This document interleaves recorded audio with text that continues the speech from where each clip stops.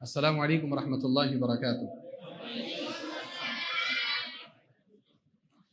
الحمد للہ وحدہ والصلاة والسلام علی من لا نبی بعدہ واشہد ان لا الہ الا اللہ وحدہ لا شریک لہ واشہد ان محمدا عبدہ ورسولہ اما بعد فاعوذ باللہ السمیع العلیم من الشیطان الرجیم من ہمزہ ونفخہ ونفثہ بسم اللہ الرحمن الرحیم ومن آياته أن خلق لكم من أنفسكم أزواجا لتسكنوا إليها وجعل بينكم مودة ورحمة إن في ذلك لآيات لقوم يتفكرون رب اشرح لي صدري ويسر لي أمري واحلل عقدة من لساني يفقه قولي سبحانك لا علم لنا إلا ما علمتنا إنك أنت العليم الحكيم رب يسر ولا تعسر وتمم بالخير وبك نستعين يا فتاح رب زدني علما۔ ہر طرح کی تعریف و توصیف، حمد و ستائش، کبریائی اور بڑائی، تحمید، تمجید اور تسبیح اللہ رب العالمین وحدہ لا شریک لہ، خالق کائنات، مالک ارض و سما کے لیے لائق اور زیبا ہیں۔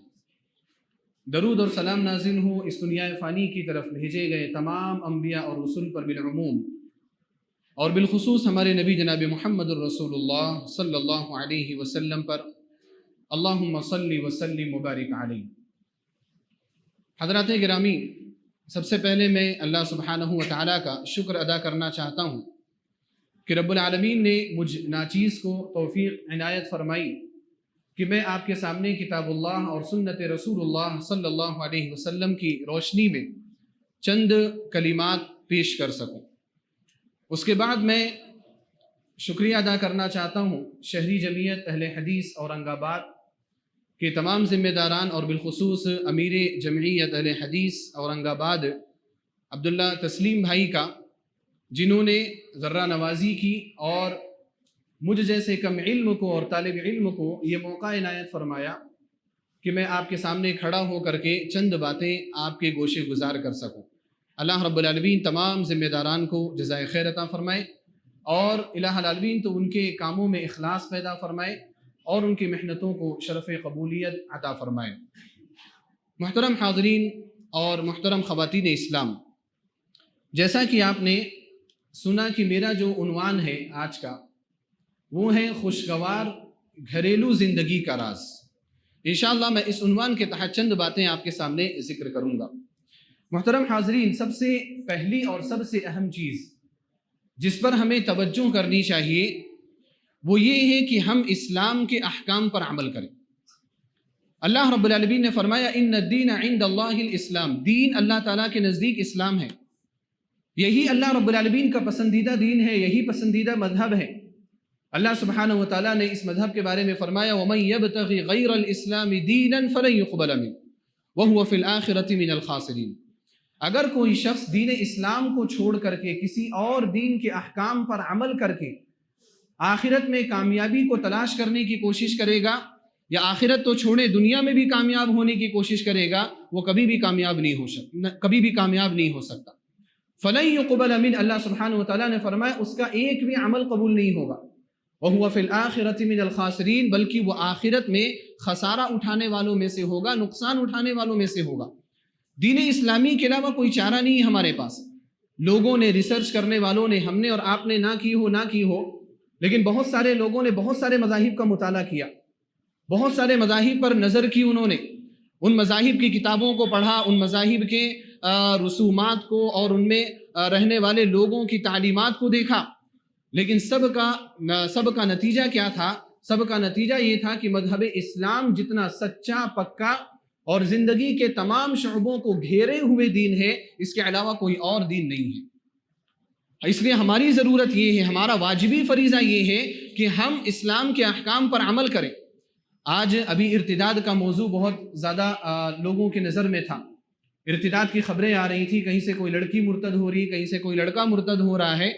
ہمارے نوجوان، ہمارے لوگ بڑے پریشان، ذمہ داران بھی بڑے پریشان، اور اسی پریشانی کی وجہ سے دیکھو آپ مختلف جگہوں پر ارتداد کے موضوع پر بیانات رکھائے گئے، ارتداد کے موضوع پر لوگوں سے تقریریں کروائی گئیں، اور نوجوانوں نے بھی اس موضوع میں کافی دلچسپی دکھائی، ذمہ داروں نے بھی کافی دلچسپی دکھائی، لیکن ہمارے درمیان کا جو ارتداد ہے، جو خاموش ارتداد ہے، اس کا حل کیا ہے؟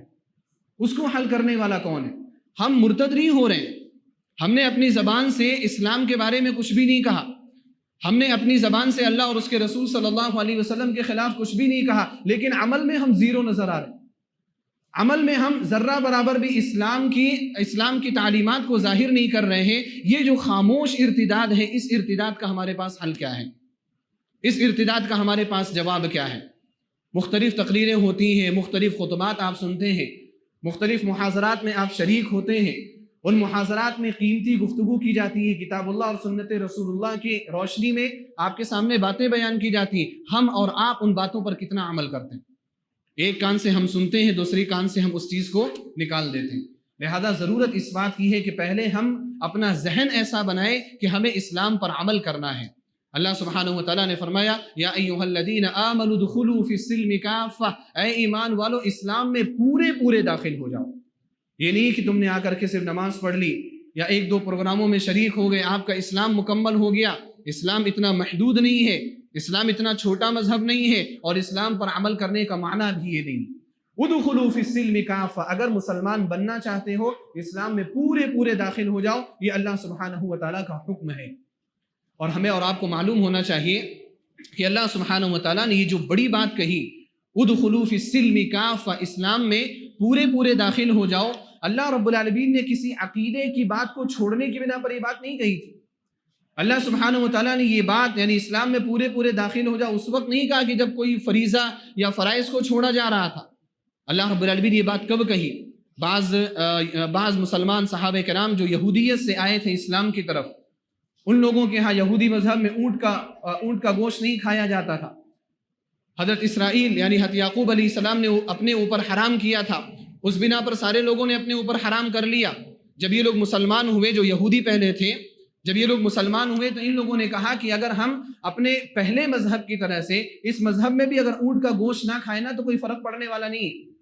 ان لوگوں کو حرج محسوس ہو رہا تھا، تنگی محسوس ہو رہی تھی اونٹ کا گوشت کھانے سے۔ اللہ سبحانہ وتعالیٰ نے ان کے لیے آیت نازل فرمائی یا ایھا الذین آمنوا ادخلوا فی السلم کافہ، اے ایمان والو پورے اسلام میں داخل ہو جاؤ۔ اگر پورے اسلام میں داخل ہونا ہے تو اونٹ کے گوشت کے کھانے میں بھی کوئی حرج اور تنگی تمہیں محسوس نہیں کرنی چاہیے۔ اتنی چھوٹی سی بات ہے آج ہمارے لحاظ سے اگر دیکھا جائے تو، لیکن اللہ سبحانہ وتعالیٰ نے اس پر بھی تنبیہ کی۔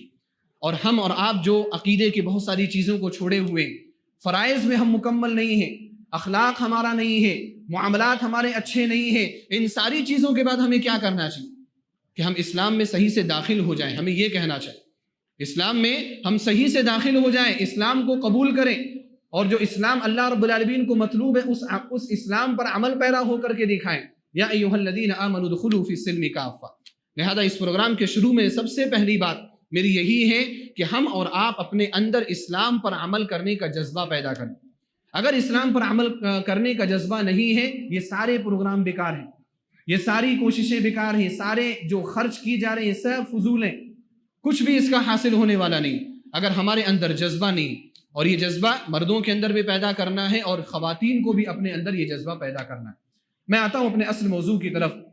میرا اصل موضوع جو ہے وہ خوشگوار گھریلو زندگی کا راز کیا ہے۔ محترم حاضرین، گھر جو ہے یہ اللہ سبحانہ وتعالیٰ کی نعمتوں میں سے بڑی عظیم نعمت ہے، اور اس نعمت کا احساس اس وقت ہوتا ہے جب انسان کو گھر میسر نہ ہو، اس کو کہیں باہر رات گزارنی پڑے، اس کو کہیں فٹ پاتھ پر سونا پڑے، کہیں اس کو اسٹیشنوں میں رات گزارنی پڑے، تب جا کر کے اس کو اس گھر کی اہمیت کا احساس ہوتا ہے۔ ہم نے جب آنکھ کھولی، الحمدللہ اللہ رب العالمین کا شکر ہے کہ ہم نے ایک چھت کے نیچے آنکھ کھولی، ہم نے ایک گھر کے اندر آنکھ کھولی ہے، ہمارا پکا گھر ہے، ہم پکے گھر میں رہ رہے ہیں، ہمارا بچپن بھی وہاں گزرا، ہماری جوانی بھی وہیں ہوئی، اور ہمارے یعنی جوانی کے بعد جو بڑھاپے کا عالم اگر آئے گا بھی تو وہ بھی وہاں پر گزرے گا۔ یعنی الحمدللہ ہم نے جب بچپن سے جب شروعات کی ہے، ہم نے پکے گھر میں شروعات کی، پکا گھر ہو چاہے کچا گھر ہو، لیکن ایک چھت کے نیچے ہم نے شروعات کی۔ ہمیں اس گھر کی اہمیت کا زیادہ احساس نہیں ہوتا، اس لیے آپ دیکھو نا، جو نوجوان لڑکے ہیں، ٹین ایجرز ہیں، ذرا سی بات پر، تھوڑی بات پر ناراض ہو کر کے اپنے باپ کو اور اپنی ماں کو کیا تانا دیتے ہوئے، کیا دھمکی دیتے ہوئے نظر آتے ہیں، گھر چھوڑ کر کے چلا جاؤں گا۔ ایک دن گھر چھوڑ کر کے جائے گا، اس کو پتا چل جائے گا گھر کو چھوڑ کر کے جانے کا عالم کیا ہوتا ہے، گھر کے باہر کی زندگی کیا ہوتی ہے۔ ہم گھر میں ہیں نا، سکون سے ناشتہ مل رہا ہے، دوپہر کا کھانا مل رہا ہے، شام کا کھانا مل رہا ہے، آرام سے کمبل تان کر کے اچھے نرم گدے میں سو رہے ہیں، تو باہر کی زندگی کے خطرناکی کا احساس نہیں ہے۔ آپ کبھی کبھار دیکھو، سفر کرتے ہوئے، راستوں پر چلتے ہوئے بارش ہو رہی ہے، کوئی آدمی فٹ پاتھ پر کہیں پر تھوڑی سی جگہ بنا کر کے وہاں پر سو رہا ہے، گاڑیاں چل رہی تیز رفتاری کے ساتھ، ہارن بجاتے ہوئے گاڑیاں چل رہی ہیں، لیکن پھر بھی وہاں پر وہ نیند لے رہا ہے اور پوری نیند لے رہا ہے وہ۔ ہم اس کو دیکھ کر کے احساس کرتے ہیں کہ کیسے اس کو نیند آ رہی، کیسے وہ سو پا رہا ہے۔ یہ زندگی جو ہے، اللہ سبحانہ و تعالیٰ کا شکر ادا کرنا چاہیے کہ اللہ رب العالمین ہمیں ویسا نہیں رکھا۔ ہم اپنے گھر میں سکون کے ساتھ زندگی گزارتے ہیں، یہ گھر اللہ سبحانہ و تعالیٰ کی نعمتوں میں سے ایک عظیم نعمت ہے، اس نعمت کی ہمیں قدر کرنی۔ یہ گھر اللہ رب العالمین کے نعمتوں میں سے ایک عظیم نعمت ہے۔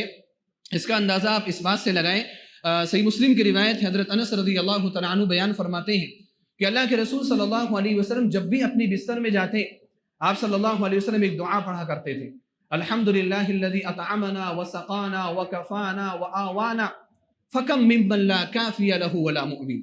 سب تعریف اس اللہ کی ہے جس نے ہمیں کھلایا، جس نے ہمیں پلایا، جس نے ہمیں سیراب کیا۔ الحمدللہ الذی اطعمنا وسقانا وکفانا، ساری تعریف اس اللہ کے لیے ہے جو ہمارے لیے ہر مصیبت سے، ہر ٹینشن سے کافی ہو گیا۔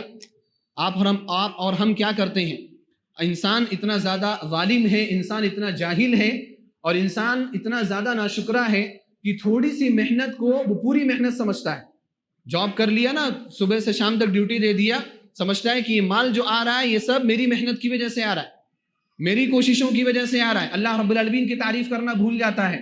نبی صلی اللہ علیہ وسلم نے یہاں پر تعریف کی اور ہمیں تربیت کی کہ اللہ رب العالمین کی تعریف کیا کرو، اللہ کی حمد بیان کیا کرو۔ کب؟ جب بھی تم بستر میں جاؤ یہ کہو الحمدللہ الذی اطعمنا، وہی وہ اللہ جس نے ہمیں کھلایا ہے۔ اگر اللہ رب العالمین نہ کھلائے تو ہم اور آپ کھا سکتے نہیں کھا سکتے، پیسہ ہونے کے باوجود بھی نہیں کھا سکتے۔ پیسے آ جاتے ہیں لوگوں کے پاس، بیماریاں آ جاتی ہیں پیسوں کے ساتھ، کھانے کی ساری چیزیں موجود ہیں، ٹیبل پر مختلف قسم کی ڈشز موجود ہیں، فروٹس موجود ہیں، مٹھائیاں موجود ہیں، رسگلے موجود ہیں، گلاب جامن موجود ہیں، سب کچھ ہیں، ہر وہ چیز موجود ہے جس کا نفس خواہش کرے، لیکن انسان بیماری کا شکار ہے، وہ نہیں کھا سکتا۔ الحمدللہ الذی اطعمنا، ساری تعریف اس اللہ کی ہے جس نے ہمیں کھلایا، وسقانا، اس نے پلایا، وکفانا، اور وہ ہر چیز سے ہمارے لیے کافی ہو گیا، سب کچھ ہمارا کرنے والا اللہ رب العالمین۔ ہم تھوڑی سی محنت کر لیتے ہیں، ہم تھوڑے اسباب کو اختیار کر لیتے ہیں، لیکن مسبب الاسباب، اسباب کو اختیار کرنے کے بعد چیزوں کو عطا کرنے والا کون ہے؟ اللہ۔ الحمدللہ الذی اطعمنا وسقانا وکفانا۔ اس کے بعد کیا فرمایا؟ وآوانا۔ نبی علیہ الصلوۃ والسلام یہ دعا کرتے تھے کہ ساری تعریف اس اللہ کی ہے جس نے ہمیں پناہ دی۔ کہاں پناہ دی؟ اس گھر کے اندر پناہ دی۔ اس گھر کے اندر پناہ دینے والا بھی اللہ رب العالمین۔ اگر اللہ نہیں چاہتا تو یہ گھر ہمیں میسر نہیں ہوتا، یہ چھت ہمیں میسر نہیں ہوتی۔ وآوانا، اسی نے ہمیں پناہ دی ہے۔ اور اس کے بعد نبی علیہ الصلوۃ والسلام نے اس نعمت کے احساس کو ایک اور جملے میں مزید اضافی کے ساتھ بیان کیا۔ کیا فرمایا؟ فَكَمْ مِمَّن لَا كَافِيَ لَهُ وَلَا مُؤْوِي۔ کتنے ایسے ہیں جن کو اللہ سبحانہ و تعالیٰ نے کفایت نہیں کی، کتنے ایسے ہیں جن کو اللہ رب العالمین نے گھروں کے اندر پناہ نہیں۔ جب آپ اس چیز کو نظر میں رکھیں گے، کتنے ایسے ہیں جن کی ضروریات کے سامان نہیں ہو رہے، کتنے ایسے ہیں جن کو گھر میسر نہیں ہے، اللہ سبحانہ و تعالیٰ کی گھر والی نعمت کا آپ کو شدید احساس ہوگا۔ یہ گھر اللہ سبحانہ و تعالیٰ کی بڑی عظیم نعمت ہے، لہذا اس نعمت کی ہمیں قدر کرنی چاہیے، اس نعمت پر اللہ رب العالمین کی شکر گزاری کرنی چاہیے۔ یہ نعمت اتنی عظیم نعمت ہے، اس کا اندازہ آپ اس بات سے بھی لگائیں کہ یہ گھر ایک ایسی جگہ ہے جو ہر طرح کے فتنوں، ہر طرح کی مصیبتوں اور ہر طرح کی پریشانیوں سے نجات دینے والا گھر ہے۔ عقبہ بن عامر رضی اللہ تعالیٰ عنہ کی روایت سنن ترمذی میں حدیث موجود ہے، فرماتے ہیں کہ میں نے کہا اللہ کے رسول صلی اللہ علیہ وسلم، من نجات کس چیز میں ہے؟ یہ جو فتنے آئیں گے، فتنوں سے اگر کوئی انسان بچنا چاہتا ہے کیسے بچ سکتا ہے؟ اللہ کے رسول صلی اللہ علیہ وسلم نے فرمایا، املک علیک لسانک ولیسعک بیتک وابکی علی خطیئتک۔ اگر تم نجات حاصل کرنا چاہتے ہو 3 اصولوں پر عمل کر لو۔ پہلا اصول کیا ہے؟ آپ صلی اللہ علیہ وسلم نے فرمایا، املک علیک لسانک، اپنی زبان کو کنٹرول میں رکھو۔ بعض روایات میں امسک علیک لسانک کے الفاظ ہیں کہ اپنی زبان کو کنٹرول پر رکھو۔ یا ایھا الذین آمنوا اتقوا اللہ وقولوا قولا سدیدا، اے ایمان والو اللہ رب العالمین سے ڈرو، جب بھی بات کرنی ہو نا تو اچھی اور درست بات کیا کرو۔ املک علیک لسانک، دوسرا اصول نبی علیہ الصلوۃ والسلام نے کیا بیان فرمایا؟ وَلْيَسَعْكَ بَيْتُكَ، آپ کا گھر آپ کے لیے کافی ہونا چاہیے۔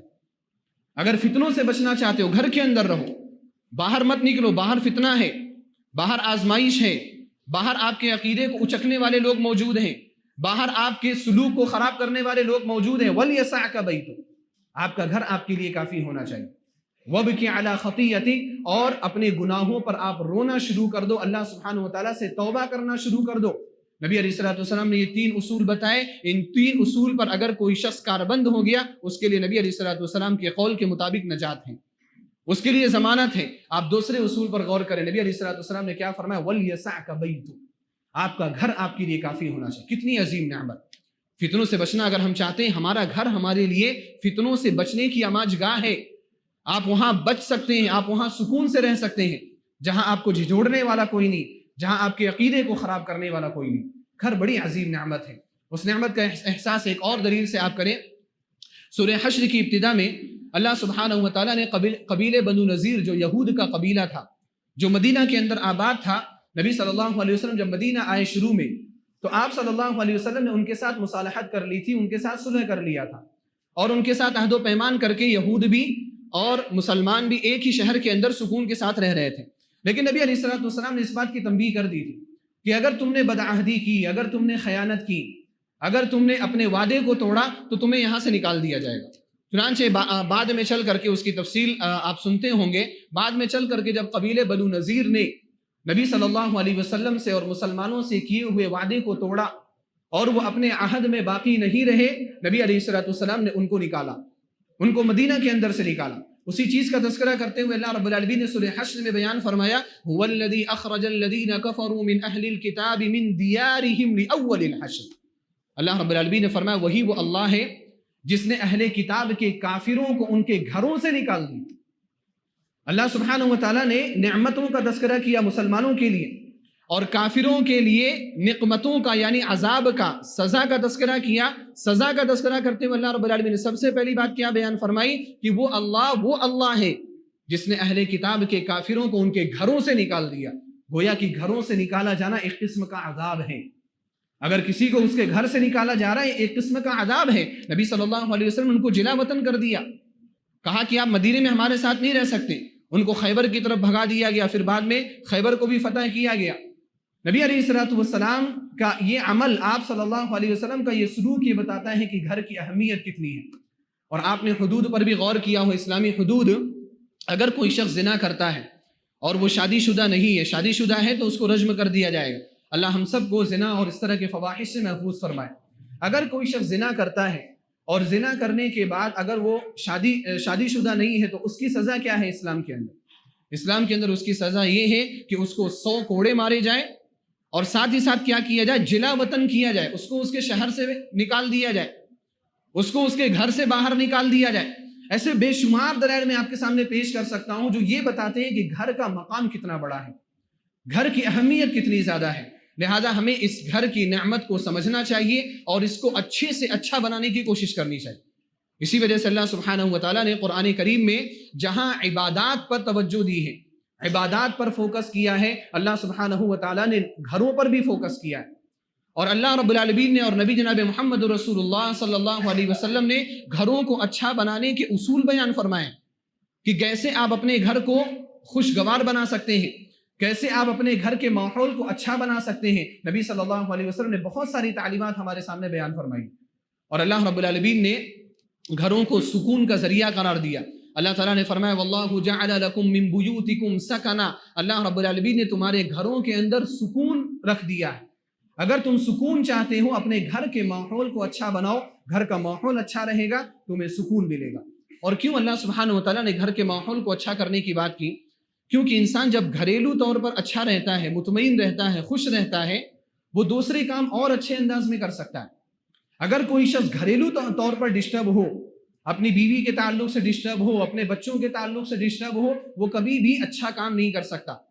نہ تو وہ کہیں اچھی جاب کر سکتا ہے، نہ ہی وہ کوئی سماجی خدمت کر سکتا ہے، نہ ہی وہ قوم کی یا ملت کی خدمت کر سکتا ہے، نہ ہی وہ کوئی اپنی ذمہ داری کو صحیح طور پر ادا کر سکتا ہے، اور نہ ہی وہ اللہ سبحانہ و تعالیٰ کی صحیح طور پر عبادت بھی کر سکتا ہے۔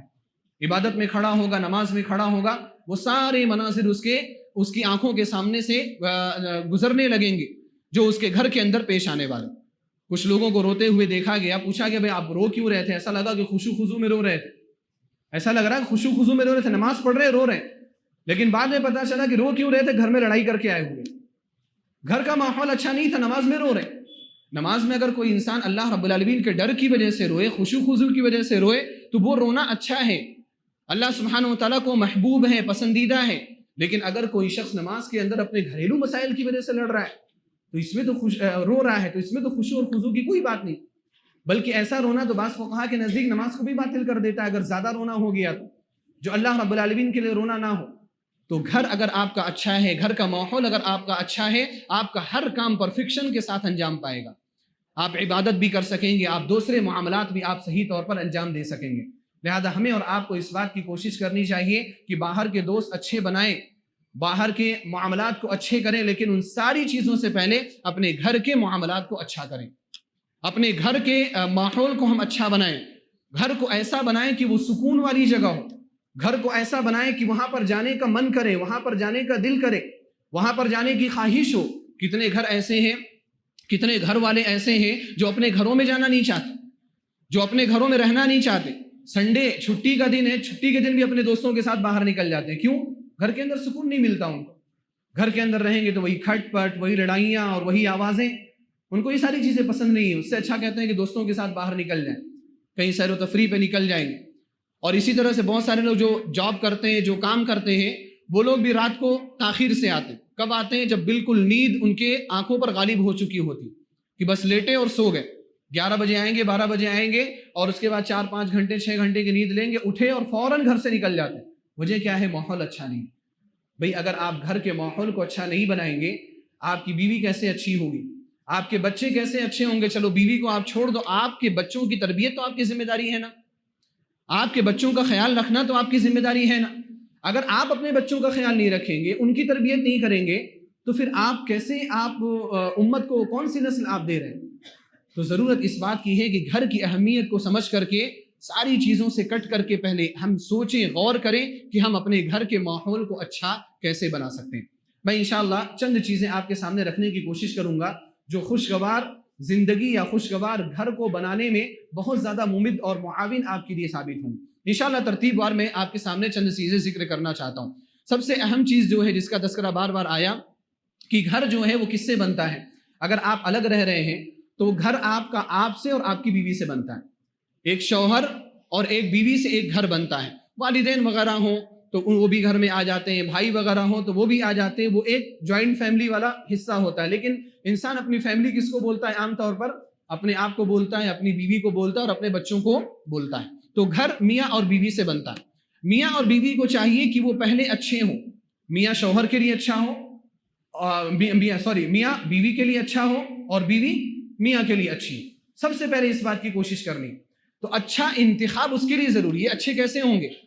یہ اچھے آنے کے بعد تو اچھے نہیں ہو جائیں گے، یا آنے کے بعد آپ کو آٹومیٹک چینجنگ تو نہیں دیکھنے کو ملے گی۔ اس کے لیے آپ کو پہلے سے کوشش کرنی پڑے گی۔ علماء اصول بیان کرتے ہیں نا کہ اگر آپ کو اچھی زندگی گزارنی ہے، آپ کو اپنا گھر اچھا بنانا ہے، تو آپ کو صحیح بیوی کا، اچھی بیوی کا انتخاب کرنا ضروری ہے، تاکہ وہ آپ کو سکون دے سکے۔ میں نے جو آیت کریمہ شروع میں تلاوت کی، وہ آیت کریمہ اسی تعلق سے اللہ سبحانہ وتعالیٰ نے فرمایا، سورہ روم کی آیت ہے، وَمِنْ آيَاتِهِ أَنْ خَلَقَ لَكُم مِّنْ أَنفُسِكُمْ أَزْوَاجًا لِتَسْكُنُوا إِلَيْهَا۔ اللہ رب العالمین نے فرمایا کہ اللہ تعالیٰ کی نشانیوں میں سے یہ ہے کہ اللہ تعالیٰ نے تمہارے میں سے ہی تمہارے جوڑے بنائے، لِتَسْكُنُوا إِلَيْهَا، تاکہ تم اپنے جوڑوں سے، اپنی بیوی سے سکون حاصل کر سکو۔ بیوی جو سکون آپ کو دے گی، بیوی کی وجہ سے، یعنی اچھی بیوی کی وجہ سے جو سکون آپ کو ملے گا، وہ کہیں اور آپ کو نہیں مل سکتا۔ نبی جناب محمد رسول اللہ صلی اللہ علیہ وسلم کی زندگی دیکھیں، اور جب آپ صلی اللہ علیہ وسلم پر وحی کی شروعات ہوئی، جب نبی صلی اللہ علیہ وسلم نے حضرت جبریل علیہ السلام کو پہلی مرتبہ ان کی اصل صورت میں دیکھا، آپ صلی اللہ علیہ وسلم کی حالت کیسی تھی؟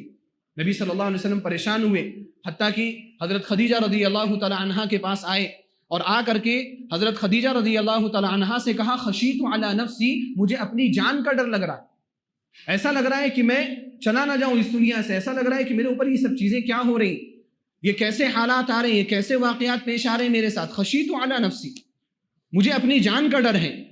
نبی صلی اللہ علیہ وسلم انتہائی پریشان، آپ آئے ایک مرتبہ کانپتے ہوئے آئے، جب حضرت جبریل علیہ السلام کو ان کی اصل شکل میں دیکھا کانپتے ہوئے آئے، آپ کی چولیں ہل رہی تھی، ترعد فرائسہ، نبی صلی اللہ علیہ وسلم کے چولیں یعنی کندھے ہل رہے تھے، اتنے زیادہ ڈرے ہوئے تھے نبی صلی اللہ علیہ وسلم۔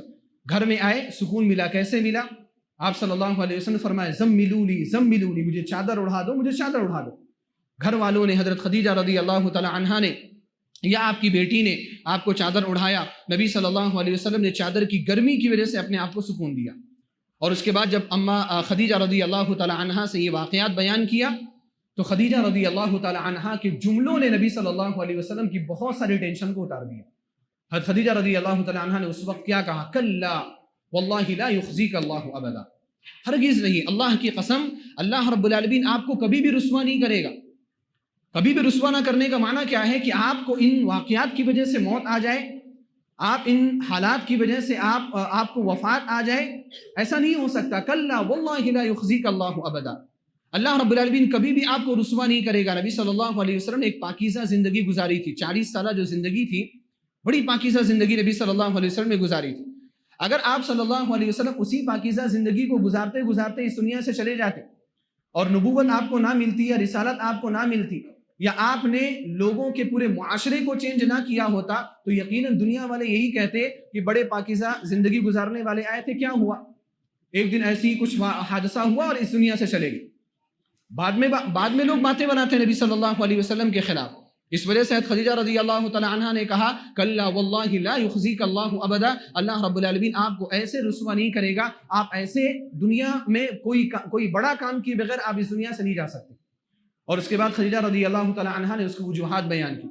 آپ نے کہا فواللہ انک لتصل الرحم، اللہ کی قسم آپ رشتہ داریوں کو جوڑتے ہیں، وتحمل الکل، آپ محتاجوں کی مدد کرتے ہیں، وتکسب المعدوم، غریبوں کے ساتھ آپ تعاون کیا کرتے ہیں، وتقری الضیف، آپ مہمانوں کی مہمان نوازی کیا کرتے ہیں، وتصدق الحدیث، آپ سچی گفتگو کیا کرتے ہیں، وتعین علی نوائب الحق، اور اگر اللہ رب العالمین کی جانب سے کوئی آسمانی آفت آ جائے آپ بڑھ چڑھ کر کے لوگوں کی مدد کرنے والے ہوتے ہیں۔ کلا واللہ لا یخزیک اللہ ابدا، اتنے اچھے اخلاق، اتنے پاکیزہ اخلاق آپ کے ہیں، اللہ رب العالمین ایسے ہی آپ کو اس دنیا سے تھوڑی جانے دے گا۔ لا یخزیک اللہ ابدا، اللہ کبھی بھی آپ کو رسوا نہیں کرے گا۔ نبی صلی اللہ علیہ وسلم کو سکون ملا، اور پھر اتنا ہی نہیں، خدیجہ رضی اللہ تعالی عنہا نے کیا کیا؟ نبی صلی اللہ علیہ وسلم کو اپنے ایک چچا زاد بھائی ورقہ بن نوفل کے پاس لے کر کے گئی اور ان سے ملاقات کرائی کہ یہ معاملہ کیا ہے، تاکہ نبی صلی اللہ علیہ وسلم کو اور سکون ملے۔ ورقہ بن نوفل کے پاس گئے، اللہ کے رسول صلی اللہ علیہ وسلم نے پوری بات بیان فرمائی۔ جب پوری بات آپ صلی اللہ علیہ وسلم نے مکمل کر دی، تب ورقہ بن نوفل نے کہا یہ تو وہی فرشتہ ہے جو موسیٰ علیہ السلام کے پاس آیا کرتا تھا، یعنی آپ کے اوپر وحی نازل ہو رہی ہے، آپ نبی بنائے گئے ہیں۔ هذا الناموس الذي انزل على موسى، یہ وہی ناموس ہے، یہ وہی فرشتہ ہے جو موسیٰ علیہ السلام پر نازل کیا گیا تھا، یعنی آپ نبی بنائے جانے والے ہیں، آپ کو آپ کی امت کے سامنے جانا ہے، آپ کو آپ کی قوم کے سامنے جانا ہے، اور جب آپ کی قوم کے سامنے جائیں گے لوگ آپ کے خلاف اٹھ کھڑے ہوں گے اور آپ کو آپ کے شہر سے نکال دیا جائے گا۔ اور اس وقت ورقہ بن نوفل نے کہا کہ اگر اس وقت میں موجود رہوں گا انصر کا نصر مؤزرا، تو میں یقیناً آپ کی بہت مضبوط مدد کروں گا۔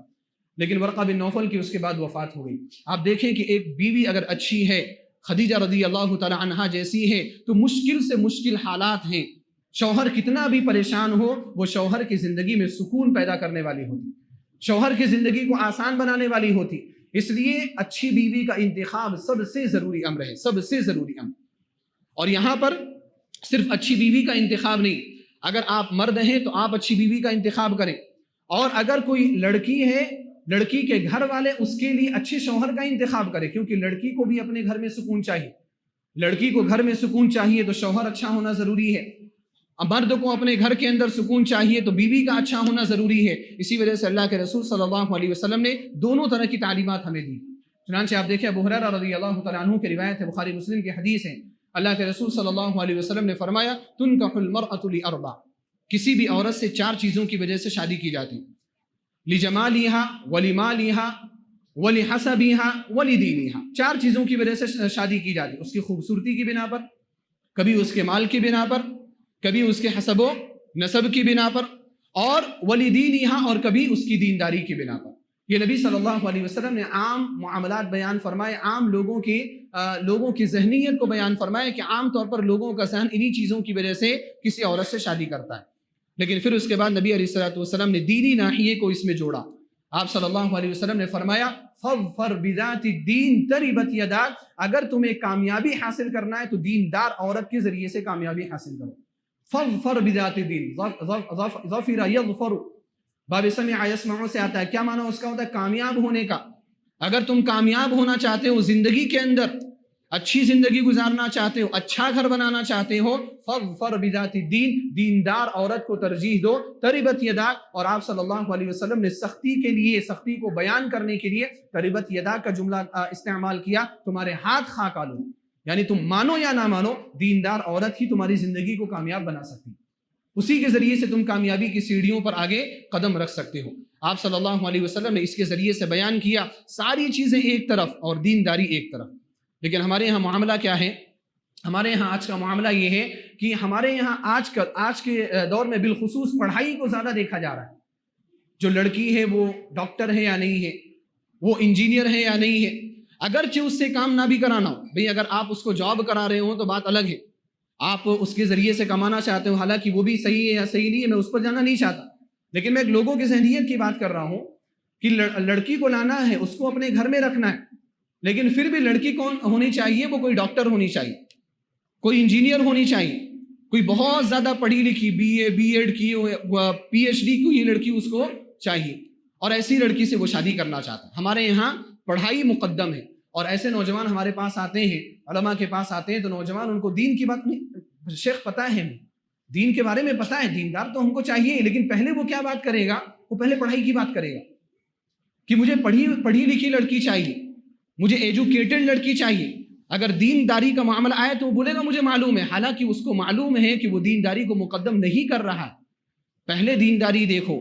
اگر دینداری کے بعد پڑھائی لکھائی ہے تو بڑی اچھی بات ہے، لیکن اگر پڑھائی لکھائی ہے دینداری نہیں ہے تو کبھی بھی نہیں چل سکتا. آج کے معاشرے میں خلا اور طلاق کے بڑے بڑے مسائل آ رہے ہیں. بات میں لوگ طلاق دے رہے ہیں، چھوٹی چھوٹی سی بات میں لوگ طلاق دے رہے ہیں. ابھی میں عصر کی نماز پڑھ کے آج ہی کی بات میں بتا رہا ہوں، کسی کا نام لے کر کے ذکر نہیں کر رہا ہوں، اس لیے کسی خاص شخص کے بارے میں یہ بات نہیں ہے. ایک فون آیا میرے پاس، ایک جوڑا گھومنے گیا ہوا ہے، باہر سیر و تفریح کے لیے گیا ہوا ہے. جب انسان سیر و تفریح کے لیے جاتا ہے تو اس کا موڈ کتنا سکون میں ہوتا ہے نا، کول ہوتا ہے. وہاں سے فون آیا کہ اس حالت میں، یعنی باہر گھومنے گئے ہوئے ہیں، مستی کرنے گئے ہوئے ہیں، قدرتی مناظر کو دیکھنے گئے ہوئے ہیں، رات میں لڑائی ہوئی اور صبح فجر میں شوہر نے طلاق طلاق طلاق کہہ دی. اب اس کا حل کیا ہوگا؟ گھومنے جا رہے ہیں، وہاں پر طلاق کے مسائل پیدا ہو جا رہے ہیں. وجہ کیا ہے؟ کیوں اتنے خلا اور طلاق کے مسائل ہمارے یہاں ہو؟ کیونکہ ہم نے شریعت کے جو اصول ہیں، اسلامی جو تعلیمات ہیں، ان تعلیمات کو ہم نے پامال کیا ہے. ہم ان تعلیمات کو مقدم نہیں کر رہے. اسی لیے میں نے سب سے شروع میں جو بات بیان کی تھی وہ کیا تھی؟ میں نے سب سے شروع میں ہی بات بیان کی تھی کہ اسلام پر عمل کرنے کا جذبہ پہلے پیدا کرو.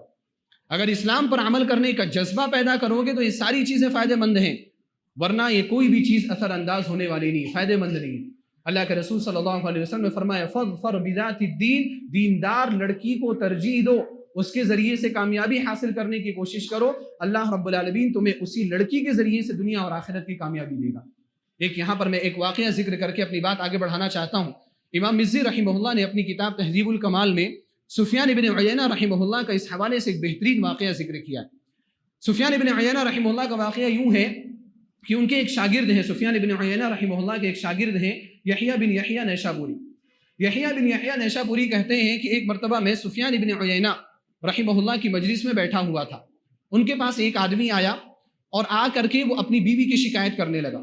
کہنے لگا میری جو بیوی ہے ایسی ہے ویسی ہے، یہ کرتی ہے وہ کرتی ہے، میرے ساتھ اچھا سلوک نہیں کرتی ہے، میری زندگی خراب ہو گئی، میری زندگی برباد ہو گئی. مختلف قسم کے شکایتیں سفیان ابن عیینہ رحمہ اللہ کے سامنے پیش کرنے لگا. سفیان ابن عیینہ رحمہ اللہ اس کی شکایتوں کو بڑے غور سے سن رہے تھے. آپ نے سر جھکایا ہوا تھا. جب وہ شکایتیں کر کے اس نے اپنی شکایتیں مکمل کر لی، سفیان ابن عیینہ رحمہ اللہ نے اپنا سر اٹھایا اور سر اٹھانے کے بعد سب سے پہلا اور ایک ہی سوال کیا. وہ کیا سوال کیا؟ آپ نے کہا کہ کیا تم نے اس عورت سے شادی اس لیے کی تھی تاکہ تم اس کے ذریعے سے عزت حاصل کر سکو؟ یعنی یہ کوئی عورت ہوگی، مال والی ہوگی، شرف والی ہوگی، حسب و نسب والی ہوگی، تم نے اس کے حسب و نسب کو دیکھ کر کے تم نے اس کے مال کو دیکھ کر کے اس سے شادی کی تھی اور اس کے ذریعے سے اپنا ایک سماجی اسٹیٹس بنانا چاہتے تھے کہ میں بڑا مالدار ہوں، میں بڑا مہذب ہوں. ایک سماجی اسٹیٹس بنانے کے لیے اس لڑکی کی وجہ سے ایک سماجی اسٹیٹس بنانے کے لیے تم نے شادی کی تھی. اس آدمی نے کہا کہ ہاں بات ایسی ہی تھی کہ یہ عزت دار گھرانے سے تعلق رکھتی تھی، تو میں نے اس کے گھرانے کو دیکھ کر کے اس سے شادی کی تاکہ مجھے بھی عزت ملے، مجھے بھی لوگ سلام کرتے ہوئے نظر آئیں جب بھی میں راستے سے گزر رہا ہوں. سفیان بن عیینہ رحمہ اللہ نے فرمایا یہی وہ وجہ ہے جس کی بنا پر آج تمہاری یہ حالت ہوگی. اور اس کے بعد آپ نے کہا کہ جو شخص من ابتغى العز ابتلي بالذل، کہ جو شخص عزت کی تلاش میں نکلتا ہے شادی وغیرہ کے ذریعے سے، دنیا کی چیزوں کے ذریعے سے، جو شخص عزت کمانے کے لیے نکلتا ہے ابتلي بالذل، اللہ رب العالمین اس کو ذلیل کر دیتا ہے. ومن ابتغى المال ابتلي بالفقر، اور اگر کوئی شخص ان دنیا کی چیزوں کے ذریعے سے مال حاصل کرنے کی کوشش کرتا ہے، اللہ رب العالمین اس کو فقیری کے ذریعے سے آزماتا ہے. اور پھر اس کے بعد آپ نے فرمایا کہ لیکن اگر کوئی شخص مال کو یا عزت کو دین کے راہ میں تلاش کرنے کی کوشش کرتا ہے یا دین کے ذریعے، دیندار لڑکی کے ذریعے سے تلاش کرنے کی کوشش کرتا ہے، اللہ رب العالمین اس کو مال بھی دیتا ہے اور اللہ سبحانہ و تعالیٰ اس کو عزت بھی دیتا ہے. اور اس کے بعد سفیان بن عیینہ رحمہ اللہ نے اپنی اس بات کی ایک مثال اپنے گھر کے اندر سے بیان کی. انہوں نے کہا کہ ادھر آؤ، قریب آؤ، میں تمہیں اپنا ہی قصہ سناتا ہوں، اپنا ہی تجربہ سناتا ہوں. سفیان بن عیینہ رحمہ اللہ نے فرمایا کہ ہم 4 بھائی تھے. بڑے بھائی کا نام تھا محمد، اس سے چھوٹے بھائی کا نام تھا عمران، اس کے بعد میں تھا اور اس کے بعد ابراہیم. 4 بھائی تھے سفیان ابن عیینہ رحمہ اللہ کی. سب ابن عیینہ ہے، ابنائے عیینہ ہیں، محمد، عمران اور سفیان اور ابراہیم. سفیان ابن عیینہ رحمہ اللہ فرماتے ہیں کہ میرا جو بڑا بھائی ہے محمد، جب اس کی شادی کی عمر ہوئی اور اس کی شادی کرنے کی خواہش ہوئی، گھر والوں نے کہا کہ شادی کر لو، تو محمد ہمارے والد کے منتخب کردہ رشتوں پر شادی کرنے کے لیے راضی نہیں ہوا. جو والد نے منتخب کیا اس پر وہ شادی کرنے کے لیے راضی نہیں ہوا. اس نے کہا کہ میں تلاش کرتا ہوں. اب جب وہ تلاش کرنے گیا تو وہ بڑے خاندان میں شادی کرنا چاہتا تھا. کچھ لوگ ہوتے ہیں جو بڑے خاندان میں شادی کر کے بڑا اسٹیٹس کمانا چاہتے ہیں، بڑا اسٹیٹس. یہ بھی انسانی دل کے اندر ایک حرص ہوتی ہے کہ اس کا ایک سماجی اسٹیٹس ہو. اللہ رب العالمین آپ کو اسٹیٹس دے دے تو وہ دے دے، لیکن اگر آپ اسی کی خواہش کریں گے اور اسی کے لیے اپنی ساری قربانیاں، ساری کوششیں اگر آپ اسی کے لیے لگائیں گے، اللہ رب العالمین ایسے لوگوں کو ضرور ذلیل کرتا ہے. فرماتے ہیں کہ محمد نے جب شادی کی تو ایک ایسے خاندان میں جا کر کے شادی کی جو بڑے حسب و نسب والا خاندان تھا. کچھ دن تو شادی اچھی چلی، لیکن اس کے بعد حالت ایسی ہو گئی کہ محمد ابن عیینہ جو تھے ان کی عزت کوڑی برابر ان کے گھر کے اندر نہیں دی. سسرال میں کوڑی برابر بھی ان کی عزت نہیں دی. اللہ رب العالمین نے ان کو ذلیل کیا. وہ عزت تلاشنے گئے تھے کس کے ذریعے شادی کر کے، اللہ رب العالمین نے ان کو ذلیل کیا. اس کے بعد فرماتے ہیں کہ جب ہمارے بھائی عمران کی شادی کی بات آئی تو عمران نے جب شادی کی تو ایک ایسی لڑکی سے شادی کی جس کے گھر والے بہت مالدار تھے اور اس کی خواہش تھی کہ اس کے گھر والے اس کو بڑا مال دیں گے اور یہ مال میں ہی رہے گا، اس کو کچھ کرنے کی ضرورت نہیں پڑے گی، کمانے کی، محنت کرنے کی ضرورت نہیں پڑے گی. مالدار ہو جائے گا، مال کمائے گا اور اچھے سے اڑائے گا اور اچھی زندگی گزارے گا. مال کے لالچ میں اس نے اس لڑکی سے شادی کی. سفیان بن عیینہ رحمہ اللہ فرماتے ہیں کچھ دنوں کے بعد اللہ رب العالمین نے اس کو ایسی آزمائش میں مبتلا کیا کہ اس کا خود کا مال بھی اس کے پاس نہیں رہ گیا. سسرال والوں نے پھوٹی کوڑی اس کو نہیں دی، سسرال والوں نے کچھ بھی نہیں دیا اس کو، اور اس کا جو خود کا بھی مال تھا نا، وہ خود کا مال بھی آزمائش کا شکار ہو گیا. اللہ رب العالمین نے اس کو فقیر بنا دیا، محتاج بنا دیا. سفیان بن عیینہ رحمہ اللہ فرماتے ہیں کہ یہ حالات ہمارے گھر کے تھے. اسی درمیان معمر ابن راشد رحمہ اللہ ہمارے درمیان تشریف لائے. معمر ابن راشد رحمہ اللہ بہت بڑے محدث ہیں. سفیان بن عیینہ، یہ معمر ابن راشد بہت بڑے محدثین میں ہیں. صحیح بخاری میں، صحیح مسلم میں، کتب ستہ میں آپ کو ان محدثین کی روایتیں ملیں گی، محدثین کی حدیثیں ملیں گی. کہتے ہیں کہ ہمارے استاذ معمر ابن راشد ہمارے یہاں آئے حدیث کا درس دینے کے لیے، اور میں نے جا کر کے ان کے سامنے اپنے گھر کا پورا ماجرا کہا کہ ایسا ایسا میرے گھر کے سامنے ہوا، میرے گھر میں ہوا ہے اور میں اب شادی کرنا چاہتا ہوں، میری شادی کرنے کی عمر ہو چکی ہے، آپ مجھے نصیحت کریں کہ میں شادی کہاں کروں. سفیان بن عیینہ رحمہ اللہ فرماتے ہیں کہ معمر ابن راشد نے مجھے 2 حدیثیں سنائی. ایک حدیث ابو ہریرہ رضی اللہ تعالی عنہ کی اور دوسری حدیث ام عائشہ رضی اللہ تعالی عنہا کی. ابو ہریرہ رضی اللہ تعالی عنہ کی وہی حدیث جو میں نے شروع میں آپ کو سنائی کہ عورت سے 4 چیزوں کی وجہ سے نکاح کیا جاتا ہے، اور جس کے اخیر میں نبی علیہ الصلوۃ والسلام نے فرمایا فاظفر بذات الدین تربت یداک، کہ دیندار عورت سے، دیندار لڑکی سے شادی کرو، اس کے ذریعے سے تمہارا دین بھی اچھا رہے گا اور تمہاری دنیا بھی اچھی رہے گی. اور اما عائشہ رضی اللہ تعالی عنہا کی جو حدیث معمر ابن راشد رحمہ اللہ نے ان کو سنائی، وہ حدیث یہ تھی کہ اللہ کے رسول صلی اللہ علیہ وسلم نے فرمایا ان اعظم النساء برکۃ ایسرہن مؤونۃ، کہ سب سے زیادہ برکت والی وہ عورتیں ہوتی ہیں جن کی شادیوں میں سب سے کم خرچ کیا جاتا ہے، چاہے وہ مہر کی شکل میں ہو، چاہے اس کے علاوہ کسی اور خرچ کی شکل میں ہو۔ جس عورت کی شادی میں، جس لڑکی کی شادی میں سب سے کم خرچ کیا جائے، اور کم خرچ کرنے سے مراد لڑکی والوں کی جانب سے جتنا بھی کم خرچ کیا جائے، لڑکے والوں کی جانب سے بھی آپ لگا لیں، مہر دینے میں بھی اگر انسان کیا ہے محتاط طریقہ اپنائے تو یہ عورتیں کیسی ہوتی ہیں، ان اعظم النساء برکۃ، تمام عورتوں میں سب سے زیادہ بابرکت عورتیں ہوتی ہیں۔ ان کے گھر میں خوشحالی ہوتی ہے، ان کے گھر کے بچے مہذب ہوتے ہیں، ان کے گھر کے بچے تعلیم یافتہ ہوتے ہیں، ان کے یہاں گھریلو لڑائیاں بھی نہیں ہوتی ہیں، اگر لڑائیاں ہو بھی جائیں آرام سے وہ لڑائیاں ختم بھی ہو جاتی ہیں، سکون کا ماحول رہتا ہے، اطمینان کا ماحول پورے گھر کے اندر رہتا ہے۔ سفیان بن عیینہ رحمہ اللہ فرماتے ہیں کہ معمر بن راشد رحمہ اللہ نے جب 2 حدیثیں سنائی تو ان 2 حدیثوں کی وجہ سے میں نے دیندار عورت سے، میں نے دیندار لڑکی سے شادی کی، اور اس کا نتیجہ یہ بتاتے ہیں کہ آج الحمدللہ میرا گھر سکون والا گھر ہے، میری عورت بھی دیندار ہے، میرے گھر میں جتنے بچے ہیں سب کے سب دیندار ہیں، اور خوشی سے سکون کے ساتھ میرے گھر کا معاملہ چل رہا ہے۔ آپ نے دیکھا سفیان بن عیینہ رحمہ اللہ جیسے بڑے محدث سلف کے زمانے کے لوگ ہیں، وہ ہم سے زیادہ تقوی والے تھے، وہ ہم سے زیادہ ایمان والے تھے، لیکن ان کو بھی فکر تھی کہ انہیں اپنے گھر کا ماحول کیسے درست کرنا ہے، کیسے انہیں خوشگوار زندگی گزارنی ہے، اور اس کے لیے انہوں نے اچھی لڑکی کا انتخاب کیا، اپنے اچھے ہم سفر کا انتخاب کیا، اور اس کی بنا پر سفیان بن عیینہ رحمہ اللہ کامیاب بھی ہوئے۔ تو سب سے پہلا جو کام ہوتا ہے اچھے رشتے کا انتخاب، یہ ہمارے اور آپ کے لیے انتہائی ضروری امر ہے، اور یہ صرف مردوں کو حکم نہیں ہے، خواتین کے جو ذمہ دار ہیں، لڑکیوں کے جو ذمہ دار ہیں، اولیاء ہیں، ان لوگوں کو بھی اللہ کے رسول صلی اللہ علیہ وسلم نے یہی حکم دیا ہے۔ سنن ترمذی کی روایت ہے، ابو ہریرہ رضی اللہ تعالیٰ عنہ راوی حدیث ہے، اللہ کے رسول صلی اللہ علیہ وسلم نے فرمایا اذا خطب الیکم من ترضون دینہ وخلقہ فزوجوه الا تفعلوا تکن فتنة فی الارض وفساد عریض۔ آپ صلی اللہ علیہ وسلم نے فرمایا کہ اگر تمہاری لڑکی کا رشتہ مانگنے کوئی ایسا آدمی آ جائے، کیسا آدمی؟ نبی علیہ الصلوۃ والسلام نے 2 چیزیں بیان فرمائی، ہمیں اور آپ کو غور کرنے کی ضرورت۔ اذا خطب الیکم من ترضون دینہ وخلقہ، اگر تمہاری لڑکی کا یا تمہارے گھر میں جو تمہاری بہن ہے اس کے لیے پیغام نکاح کوئی ایسا شخص دے رہا ہے، کوئی ایسا لڑکا دے رہا ہے جس کے دین کو بھی تم جانتے ہو، وخلقہ، جس کے اخلاق کو بھی تم جانتے ہو، دینی اعتبار سے بھی اچھا ہے، سلوک اور اخلاق کے اعتبار سے بھی اچھا ہے۔ دینی اعتبار سے اچھا ہے مطلب اللہ سبحانہ وتعالیٰ کے حقوق کو اچھے سے ادا کرتا ہے، فرائض کا پابند ہے، نمازوں کا پابند ہے، روزوں کا پابند ہے، دین کی اور دوسری ایکٹیویٹیز میں وہ شرکت کرتا ہے، اور وخلقہ، اس کے اخلاق بھی اچھے ہیں، اور یہ دونوں چیزیں ضروری ہیں، دونوں ایک چیزیں نہیں ہیں۔ بہت سارے لوگ دونوں کو ایک چیزیں سمجھتے ہیں، کچھ لوگ یہ سمجھتے ہیں کہ اگر دیندار بھی ہوگا تو بااخلاق بھی ہوگا، ایسا ضروری نہیں ہے۔ کچھ لوگ دیندار بھی ہوتے ہیں لیکن بااخلاق نہیں ہوتے، یا تو اپنی جہالت کی وجہ سے نماز پڑھ رہے ہیں لیکن علم نہیں ہے تو اس کی وجہ سے بااخلاق نہیں ہو پاتے، یا فطری طور پر وہ بااخلاق نہیں ہو پاتے۔ اس وجہ سے اللہ کے رسول صلی اللہ علیہ وسلم نے دونوں باتیں بیان فرمائی، من ترضون دینہ وخلقہ، جو نکاح پیغام نکاح دینے والا شخص اگر ایسا ہے کہ اس کے دین کو آپ پسند کرتے ہو، اس کے دین سے آپ راضی ہو، وخلقہ، اور اس کے اخلاق سے آپ راضی ہو، فزوجوہ، فوراً اپنی لڑکی کا رشتہ ایسے آدمی سے کرو۔ اللہ کے رسول صلی اللہ علیہ وسلم نے یہ پوچھا کہ بھی رکھے گا کہاں؟ ہمارے ہاں اگر کوئی رشتہ لے کر کے آئے تو سب سے پہلے سوال یہ کیا جاتا آپ کا اپنا ذاتی گھر ہے یا نہیں؟ یہ نہیں پوچھا جاتا کہ آپ کا گھر ہے یا نہیں، یہ پوچھا جاتا ہے کہ آپ کا اپنا ذاتی گھر ہے یا نہیں۔ ذاتی گھر سے کیا لینا دینا؟ لوگوں کی پوری حرص کدھر جا رہی ہے؟ مال کی طرف جا رہی ہے۔ لڑکی والے رشتہ لے کے جا رہے ہیں نا، یا لڑکی والوں کے پاس کوئی رشتہ لے کر کے آیا، لڑکے والوں سے سوالات ہو رہے ہیں، لڑکا کیا کرتا ہے، لڑکے کے پاس اپنا ذاتی گھر ہے یا نہیں ہے۔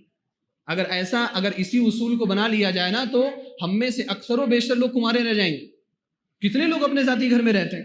بہت کم لوگ اپنے ذاتی گھروں میں رہتے ہیں۔ خاص طور پر آپ شہروں میں جا کر کے دیکھیں، وہاں پر رہنے والے 70% لوگ رینٹ پر رہ رہے ہوتے ہیں، کرائے کے گھروں میں رہ رہے ہوتے، اور اچھے گھروں میں رہ رہے ہوتے۔ بلکہ بسا اوقات تو یہ بھی دیکھا گیا نا کہ ذاتی گھر والا بہت آزمائش کی زندگی بسر کر رہا ہوتا ہے، اور رینٹ دے کر کے رہنے والا بڑی سکون کی زندگی بسر کر رہا ہوتا ہے۔ ذاتی گھر ہے لیکن ذاتی گھر میں ایک ہی گراؤنڈ فلور ہے، اور اس کو بھی پکا بنانے کا اس کے پاس پیسہ نہیں ہے، لیکن ہے اس کی جو پراپرٹی نا کروڑوں کی۔ ابھی آدمی کروڑوں کی پراپرٹی بیچنے کو بھی تیار نہیں ہوتا کہ اچھی زندگی گزارے۔ اب یہ ذاتی گھر آپ کو منظور ہے؟ اگر یہ ذاتی گھر جو چھپر والا جو گھر ہے ٹین شیڈ والا جو گھر ہے، اگر اس ذاتی گھر کا کوئی نوجوان ہو، آپ اس سے اپنی بچی کی شادی کرائیں گے؟ نہیں کرائیں گے، بھئی کیسا گھر ہے؟ لہذا اس سے پتہ یہ چلا نا کہ ذاتی گھر کا جو سوال ہے نا، وہ ذاتی گھر کے لیے نہیں ہے، وہ مال کی حرص کے لیے، وہ مال کی لالچ کے لیے۔ ہمارے یہاں ایسے سوالات کیے جا رہے ہیں، یعنی دونوں طرف سے معاملات خراب ہے۔ ایسا نہیں ہے کہ یہ جو جہیز کی بات ہم بولتے رہتے ہیں، وہ بھی ایک ہمارے سماج کا اور ہمارے معاشرے کا ناسور ہے کہ کچھ لوگ جہیز کا مطالبہ کرتے ہیں، لیکن لڑکی کے گھر والے بھی کم نہیں ہیں۔ لڑکی کے گھر والے بھی اتنی ڈیمانڈیں، اتنے مطالبے رکھ دیتے ہیں کہ بہت سارے لڑکے جو ہیں وہ اچھے خاصے رہتے ہیں، دیندار رہتے ہیں، شادی کرنا چاہتے ہیں، وہ شادی نہیں کر پاتے۔ آتے رہتے ہیں ہمارے پاس بہت سارے معاملات آتے رہتے ہیں۔ ایک لڑکا ہے، جاب کرتا ہے، اچھا دیندار ہے بیچارہ، با اخلاق ہے، دروس میں بھی شریک ہوتا ہے، علماء کے قریب بھی رہتا ہے، سب کچھ ہے اس کے پاس، لیکن اس کا ذاتی گھر نہیں ہے، بیچارے کی شادی نہیں ہو رہی۔ عمر اس کی 30 کے پار ہو چکی ہے، اس کی شادی نہیں، کوئی لڑکی نہیں دینے کو تیار ہے۔ لڑکیاں بھی ایسی ہی ہیں، لڑکے بھی ایسے ہیں، لہذا دونوں کو سمجھنے کی ضرورت ہے۔ دیکھو اللہ کے رسول صلی اللہ علیہ وسلم نے فرمایا، اگر دیندار لڑکا، با اخلاق لڑکا، یہ دو ہی صفتیں نبی علیہ السلام نے بیان فرمائی، تیسری کوئی اور صفت نہیں۔ نہ مال کے بارے میں پوچھا گیا، نہ جائیداد کے بارے میں پوچھا گیا، نہ گھر کے بارے میں پوچھا گیا، یہ دو صفتیں آپ صلی اللہ علیہ وسلم نے فرمایا، فزوجو، اپنے لڑکی کی شادی ایسے آدمی سے کرا دو۔ اور پھر اس کے بعد نبی علیہ السلام نے وارن کیا، تنبیہ کی، الا تفعلوا تکن فتنۃ فی الارض وفساد عریض، اگر تم ایسا نہیں کرو گے زمین میں فتنہ برپا ہو جائے گا اور اتنا بڑا فساد پیدا ہو جائے گا کہ اس فساد کو کنٹرول کرنے کی سکت اور طاقت تمہارے پاس نہیں رہے گی۔ آج شادیوں کو جو ہمارے ہاں مشکل بنا دیا گیا، لڑکے والوں نے بھی مشکل بنایا، لڑکی والوں نے بھی مشکل بنایا، آج دیکھو کتنا بڑا اور کتنا برا فساد اس روئے زمین پر پیدا ہو گیا۔ زنا کا فساد اگر آپ دیکھیں، زنا کا فساد اتنا خطرناک یہ جرم ہے کہ یہ ہر گھر میں داخل ہوتا چلا جا رہا ہے۔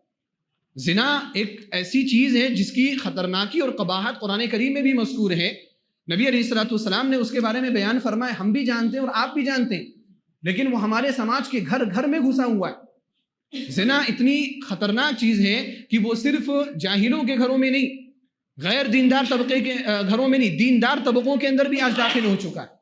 آج بہت سارے نوجوان ہمارے ایسے ہیں جن کی ایک وقت کی بھی نماز نہیں چھوٹتی، ایک وقت کی بھی نماز نہیں چھوڑتی، بلکہ بسا اوقات ان میں ایسے بھی ہوتے ہیں جو تہجد کی پابندی بھی کرتے ہوئے نظر آتے ہیں، لیکن آپ دیکھو کسی لڑکی سے وہ چیٹ بھی کرتے ہوئے نظر آئیں گے، کسی لڑکی سے غلط تعلقات بھی ان کے ہیں، اور وہ کیا سمجھتے ہیں کہ میں نماز پڑھ لے رہا ہوں، دینداری میں کر لے رہا ہوں، اللہ رب العالمین معاف کرنے والا ہے۔ بہت خطرناک ہی ناسور ہے۔ زنا کے بارے میں زیادہ سے زیادہ بولنا چاہیے، زنا کی خطرناکیوں کے بارے میں بولنا چاہیے۔ لڑکیاں لڑکے محفوظ نہیں ہیں، دیندار ہیں، مسجدوں میں بھی آ رہے ہیں، دروس میں بھی شریک ہو رہے ہیں، لیکن معاشقہ چل رہا ہے، عاشقی چل رہی ہے، لڑکا لڑکی کے ساتھ لگا ہوا، لڑکی لڑکوں کے ساتھ لگے ہوئے، اس طرح کے معاملات ہر گھر میں ہیں۔ کوئی ڈھکی چھپی بات نہیں ہے اور کوئی غلط بات نہیں جو میں آپ کے سامنے بیان کر رہا ہوں۔ اس پر کنٹرول کیوں نہیں ہو رہا ہے؟ کیونکہ ہم نے شادیوں کو بہت زیادہ مشکل بنا دیا۔ اب یہاں پر آپ دیکھیں کہ لڑکی کے گھر میں جو دعوتیں کی جاتی ہیں لڑکی کے گھر والوں کی جانب سے، ان دعوتوں پر بھی بڑا پیسہ خرچ کیا جاتا ہے۔ بہت سارے گھرانے ایسے ہیں کہ وہ لوگ متمول نہیں ہوتے، وہ لوگ اتنا زیادہ کھلا نہیں سکتے، اتنا زیادہ خرچ نہیں کر سکتے۔ خرچ نہ کرنے کی وجہ سے، دعوت نہ دینے کی وجہ سے بھی بہت سارے گھروں میں شادیاں رکی ہوئی۔ اب ایسی دعوتوں کا اگر ہم بائیکاٹ کرتے ہوئے نظر آئے تو مولویوں پر بھی سوال کھڑے کرتے ہوئے نظر آتے ہیں۔ جیسے میں اپنا ایک ذاتی ایک بات بیان کر رہا ہوں، بہت سارے علماء نے یہ طریقہ اپنایا ہوا ہے، میں نے بھی ایک طریقہ یہ اپنایا ہوا ہے کہ لڑکی کے گھر والوں کی جانب سے اگر کوئی دعوت آتی میں اس میں کبھی بھی شریک نہیں ہوتا۔ لڑکی کے گھر والوں کی جانب سے اگر دعوت ہے، ولیمے میں شریک ہوتا ہوں، اس کے علاوہ ولیمے کے علاوہ شادی کے کسی اور فنکشن میں، کسی اور دعوت میں شریک نہیں ہوتا۔ اب میرے اس عمل پر بھی لوگوں کو اعتراض، لوگ کبھی کبھار آ کر کے، جب جن کے گھر کی شادیاں ہیں نا، بھئی آپ کیوں نہیں آتے ہیں؟ لوگ پوری دنیا تو آ رہی ہے، آپ کیوں نہیں آتے؟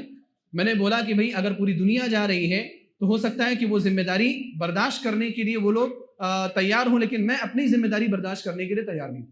اگر میں دعوتوں میں جاؤں گا اور میری دعوت میں جانے کی وجہ سے یہ ماحول ایسا بن رہا ہے کہ لڑکی کے گھر والے دعوت کریں اور بڑی لمبی چوڑی دعوت کریں، اور کسی لڑکی کے گھر والے دعوت نہ کرنے کی وجہ سے اپنے لڑکی کی شادی نہیں کر پا رہے ہیں، تو اس کی ذمہ داری میرے اوپر بھی آئے گی۔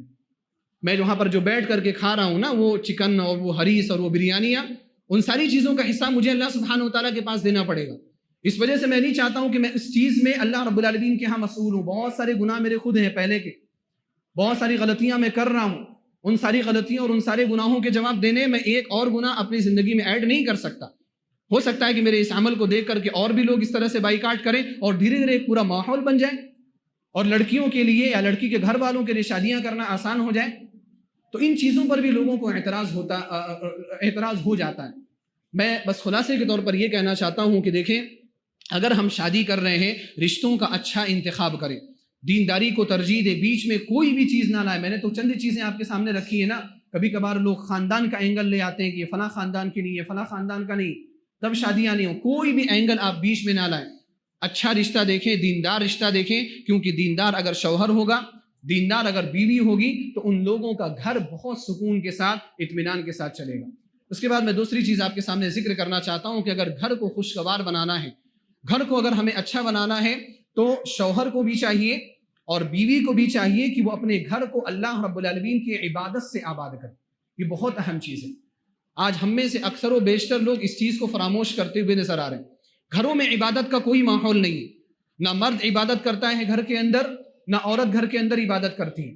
جب اللہ رب العالمین کی عبادت کسی گھر کے اندر نہیں کی جائے گی تو وہ گھر شیطان کا ٹھکانہ بن جائے گا، اور شیطان تو چاہتا ہی ہے کہ میاں بیوی کے درمیان لڑائی پیدا کرے، میاں بیوی کے درمیان خلفشار پیدا کرے۔ اللہ کے رسول صلی اللہ علیہ وسلم نے سورہ بقرہ کے بارے میں کیا فرمایا؟ فَإِنَّ الشَّيْطَانَ يَنْفِرُ مِنَ الْبَيْتِ الَّذِي تُقْرَأُ فِيهِ سُورَةُ الْبَقَرَةِ۔ آپ صلی اللہ علیہ وسلم نے فرمایا جس گھر میں سورہ بقرہ کی تلاوت کی جاتی ہے، شیطان اس گھر سے دور بھاگ جاتا ہے۔ عبادت کی جا رہی ہے، شیطان دور بھاگ گیا۔ آپ گھر میں داخل ہو رہے ہیں، بسم اللہ پڑھ کر کے داخل ہو رہے ہیں، شیطان باہر رہ گیا، یہ بھی ایک عبادت ہے۔ آپ گھر میں داخل ہو رہے ہیں، السلام علیکم ورحمۃ اللہ وبرکاتہ کہہ کر کے آپ داخل ہو رہے ہیں، یہ بھی ایک عبادت ہے۔ شیطان پیچھے ہو گیا، آپ کے بسم اللہ پڑھنے سے پیچھے ہو گیا، آپ کے سلام کرنے سے پیچھے ہو گیا۔ آپ گھر میں گئے، آپ نے 2 رکعت سنت پڑھ لی، آپ نے 2 رکعت سنت ادا کر لی، اللہ رب العالمین کے حکم سے، اللہ کی اجازت سے شیطان اس گھر سے دور چلا گیا۔ کھانا کھا رہے ہیں، آپ نے بسم اللہ پڑھ لی، اللہ رب العالمین یا نبی علیہ السلام نے فرمایا کہ شیطان آپ کے کھانے میں بھی شریک نہیں ہو سکتا۔ عبادتیں کرو گے، عبادتوں سے گھر کو آباد رکھو گے تو شیطان کا ٹھکانہ کبھی بھی آپ کا گھر نہیں بنے گا، اور جب شیطان آپ کے گھر سے دور رہے گا تو یہ شیطانی وسوسے بھی آپ کے گھر سے دور رہیں گے، یہ شیطانی اختلافات بھی آپ کے گھر سے دور رہیں گے۔ لہذا اپنے گھروں کو عبادت کی جگہ بنائیں۔ اللہ سبحانہ وتعالیٰ نے فرمایا الا بذکر اللہ تطمئن القلوب، سنو، دلوں کو اطمینان صرف اور صرف اللہ رب العالمین کے ذکر سے ہی مل سکتا ہے۔ دلوں کو بھی اطمینان اللہ کے ذکر سے ملے گا۔ یہ دل جس گھر میں رہتا ہے اس گھر میں بھی اطمینان اللہ رب العالمین کے ذکر سے ہی ملے گا۔ قرآن کریم کی تلاوت کی جائے، نمازیں پڑھی جائیں، دعائیں پڑھی جائیں، عبادتیں کی جائیں، گھر کا ماحول عبادت والا بناؤ گے، کبھی بھی لڑائی جھگڑے نہیں ہوں گے۔ اللہ سبحانہ و تعالیٰ نے ازواج مطہرات رضی اللہ تعالی عنہن کو حکم دیا۔ اللہ رب العالمین نے فرمایا وَقَرْنَ فِي بُيُوتِكُنَّ وَلَا تَبَرَّجْنَ تَبَرُّجَ الْجَاهِلِيَّةِ الْأُولَى۔ اللہ تعالیٰ نے فرمایا کہ اے نبی کی بیویوں، اور نبی کی بیویوں سے خطاب ہے لیکن عام طور پر ساری عورتوں سے خطاب ہے۔ اللہ تعالیٰ نے فرمایا وَقَرْنَ فِي بُيُوتِكُنَّ، اپنے گھروں میں ہی رہا کرو، بلا ضرورت اپنے گھروں سے باہر مت نکلا کرو۔ وَلَا تَبَرَّجْنَ تَبَرُّجَ الْجَاهِلِيَّةِ الْأُولَى، اور اگر تمہیں ضرورت کے موقع پر اپنے گھر سے نکلنے کی ضرورت پڑے، لا تبرجن تبرج الجاہلیت الاولی، زمانے جاہلیت کی طرح سے زیب و زینت کر کے باہر مت نکلا کرو، خوشبو لگا کر کے، ایسے زیورات پہن کر کے جن سے کھنکنے کی آوازیں پیدا ہوں، ایسی سینڈلز پہن کر کے کہ جب چلے تو ٹک ٹک کی آواز پیدا ہو، اور وہ آواز مردوں کی نگاہوں کو آپ کی طرف متوجہ کرے، اس طرح سے زمانے جاہلیت کی زیب و زینت کر کے تم لوگ باہر مت نکلا کرو۔ وَلَا تَبَرَّجْنَ تَبَرُّجَ الْجَاهِلِيَّةِ الْأُولَى، اس کے بعد کیا فرمایا اللہ سبحانہ وتعالیٰ نے وَأَقِمْنَ الصَّلَاةَ، نمازوں کی پابندی کیا کرو، عبادت کا حکم دیا اللہ رب العالمین۔ وَآتِينَ الزَّكَاةَ، زکوٰۃ ادا کیا کرو۔ وَأَطِعْنَ اللَّهَ وَرَسُولَهُ، اللہ اور اس کے رسول صلی اللہ علیہ وسلم کی اطاعت کیا کرو۔ اس کے بعد اللہ رب العالمین نے کیا فرمایا وَاذْكُرْنَ مَا يُتْلَى فِي بُيُوتِكُنَّ مِنْ آيَاتِ اللَّهِ وَالْحِكْمَةِ، اللہ رب العالمین کی جو آیتیں اور نبی صلی اللہ علیہ وسلم کی جو حدیثیں تمہارے گھروں میں پڑھی جاتی ہیں، پڑھائی جاتی ہیں، ان کا مذاکرہ کیا کرو، ان کو بار بار پڑھا کرو۔ اللہ سبحانہ وتعالیٰ نے نبی صلی اللہ علیہ وسلم کی ازواج کو عبادت کرنے کا حکم دیا، اور عبادت کے ذریعے سے گھر کو آباد کرنے کا حکم دیا، اور ازواج مطہرات رضی اللہ تعالی عنہ نے اس پر عمل بھی کیا۔ ایک مثال میں آپ کے سامنے رکھنا چاہتا ہوں کیسے ازواج مطہرات اپنے گھر کو عبادتوں سے آباد رکھا کرتی تھی۔ صحیح مسلم کی روایت ہے، ام حبیبہ رضی اللہ تعالی عنہ کے بارے میں یہ روایت ہے، ام حبیبہ رضی اللہ تعالی عنہ خود راویہ ہیں، فرماتی ہیں ام حبیبہ رضی اللہ تعالی عنہ کہ ایک مرتبہ نبی صلی اللہ علیہ وسلم فجر کی نماز کے بعد آئے، گھر میں آئے آپ صلی اللہ علیہ وسلم، دیکھا کہ ام حبیبہ رضی اللہ یا ام حبیبہ میں نے کہا جویریہ رضی اللہ تعالیٰ عنہ ہے، وہ معاف کیجیے گا، جویریہ رضی اللہ تعالیٰ عنہ کی روایت ہے۔ جویریہ رضی اللہ تعالیٰ عنہ نے کہا کہ ایک مرتبہ نبی صلی اللہ علیہ وسلم فجر کی نماز کے بعد میرے گھر میں آئے، میں اپنے مصلی پر اپنے جا نماز پر بیٹھی ہوئی تھی، نبی صلی اللہ علیہ وسلم آئے، کچھ کام تھا آپ کو آپ کے گھر میں، اور وہ کام کیا اور نبی صلی اللہ علیہ وسلم باہر نکل گئے، کیونکہ فجر کے بعد آپ نکل جایا کرتے تھے، جو کام ہے امت کے وہ کام کیا کرتے تھے، لوگوں سے ملاقاتیں جو بھی کام ہے، آپ صلی اللہ علیہ وسلم اپنے کام کی خاطر آپ باہر نکل گئے۔ جویریہ رضی اللہ تعالیٰ عنہ بیان فرماتی ہے کہ نبی صلی اللہ علیہ وسلم بہت دیر کے بعد جب دن چڑھ گیا، چاشت کا وقت ہو گیا، اس وقت نبی صلی اللہ علیہ وسلم دوبارہ گھر میں تشریف لائے۔ جب دوبارہ گھر میں تشریف لائے تو جویریہ رضی اللہ تعالیٰ عنہ کو کس حالت میں دیکھتے ہیں کہ آپ جا نماز میں بیٹھی ہوئی ہیں اور عبادت کر رہی ہیں، ذکر و اذکار کر رہی ہیں۔ اللہ کے رسول صلی اللہ علیہ وسلم کو خود تعجب ہوا کہ یہ اسی وقت سے بیٹھی ہوئی ہیں یا بعد میں پھر بیٹھ گئی، اٹھنے کے بعد بیٹھ گئی۔ آپ صلی اللہ علیہ وسلم نے اسی تعجب کے عالم میں جویریہ رضی اللہ تعالیٰ عنہ سے کہا ما زلت علی الحال التي فارقتك علیہا، کیا تم اسی حالت پر اسی وقت سے بیٹھی ہوئی ہو جب سے میں تمہارے درمیان سے جدا ہوا، جب سے میں گھر سے نکلا اسی حالت پر تم بیٹھی ہوئی ہے، تم اسی وقت سے ذکر و اذکار میں مشغول ہوئی ہو؟ نبی صلی اللہ علیہ وسلم نے خود تعجب سے یہ سوال کیا، حالانکہ آپ صلی اللہ علیہ وسلم عبادت میں کتنا آگے تھے۔ آپ صلی اللہ علیہ وسلم نمازیں پڑھتے تھے، لمبا قیام کیا کرتے تھے، اتنا لمبا قیام کیا کرتے تھے کہ آپ کے پیروں میں ورم پیدا ہو جاتا تھا، سوجن پیدا ہو جاتی۔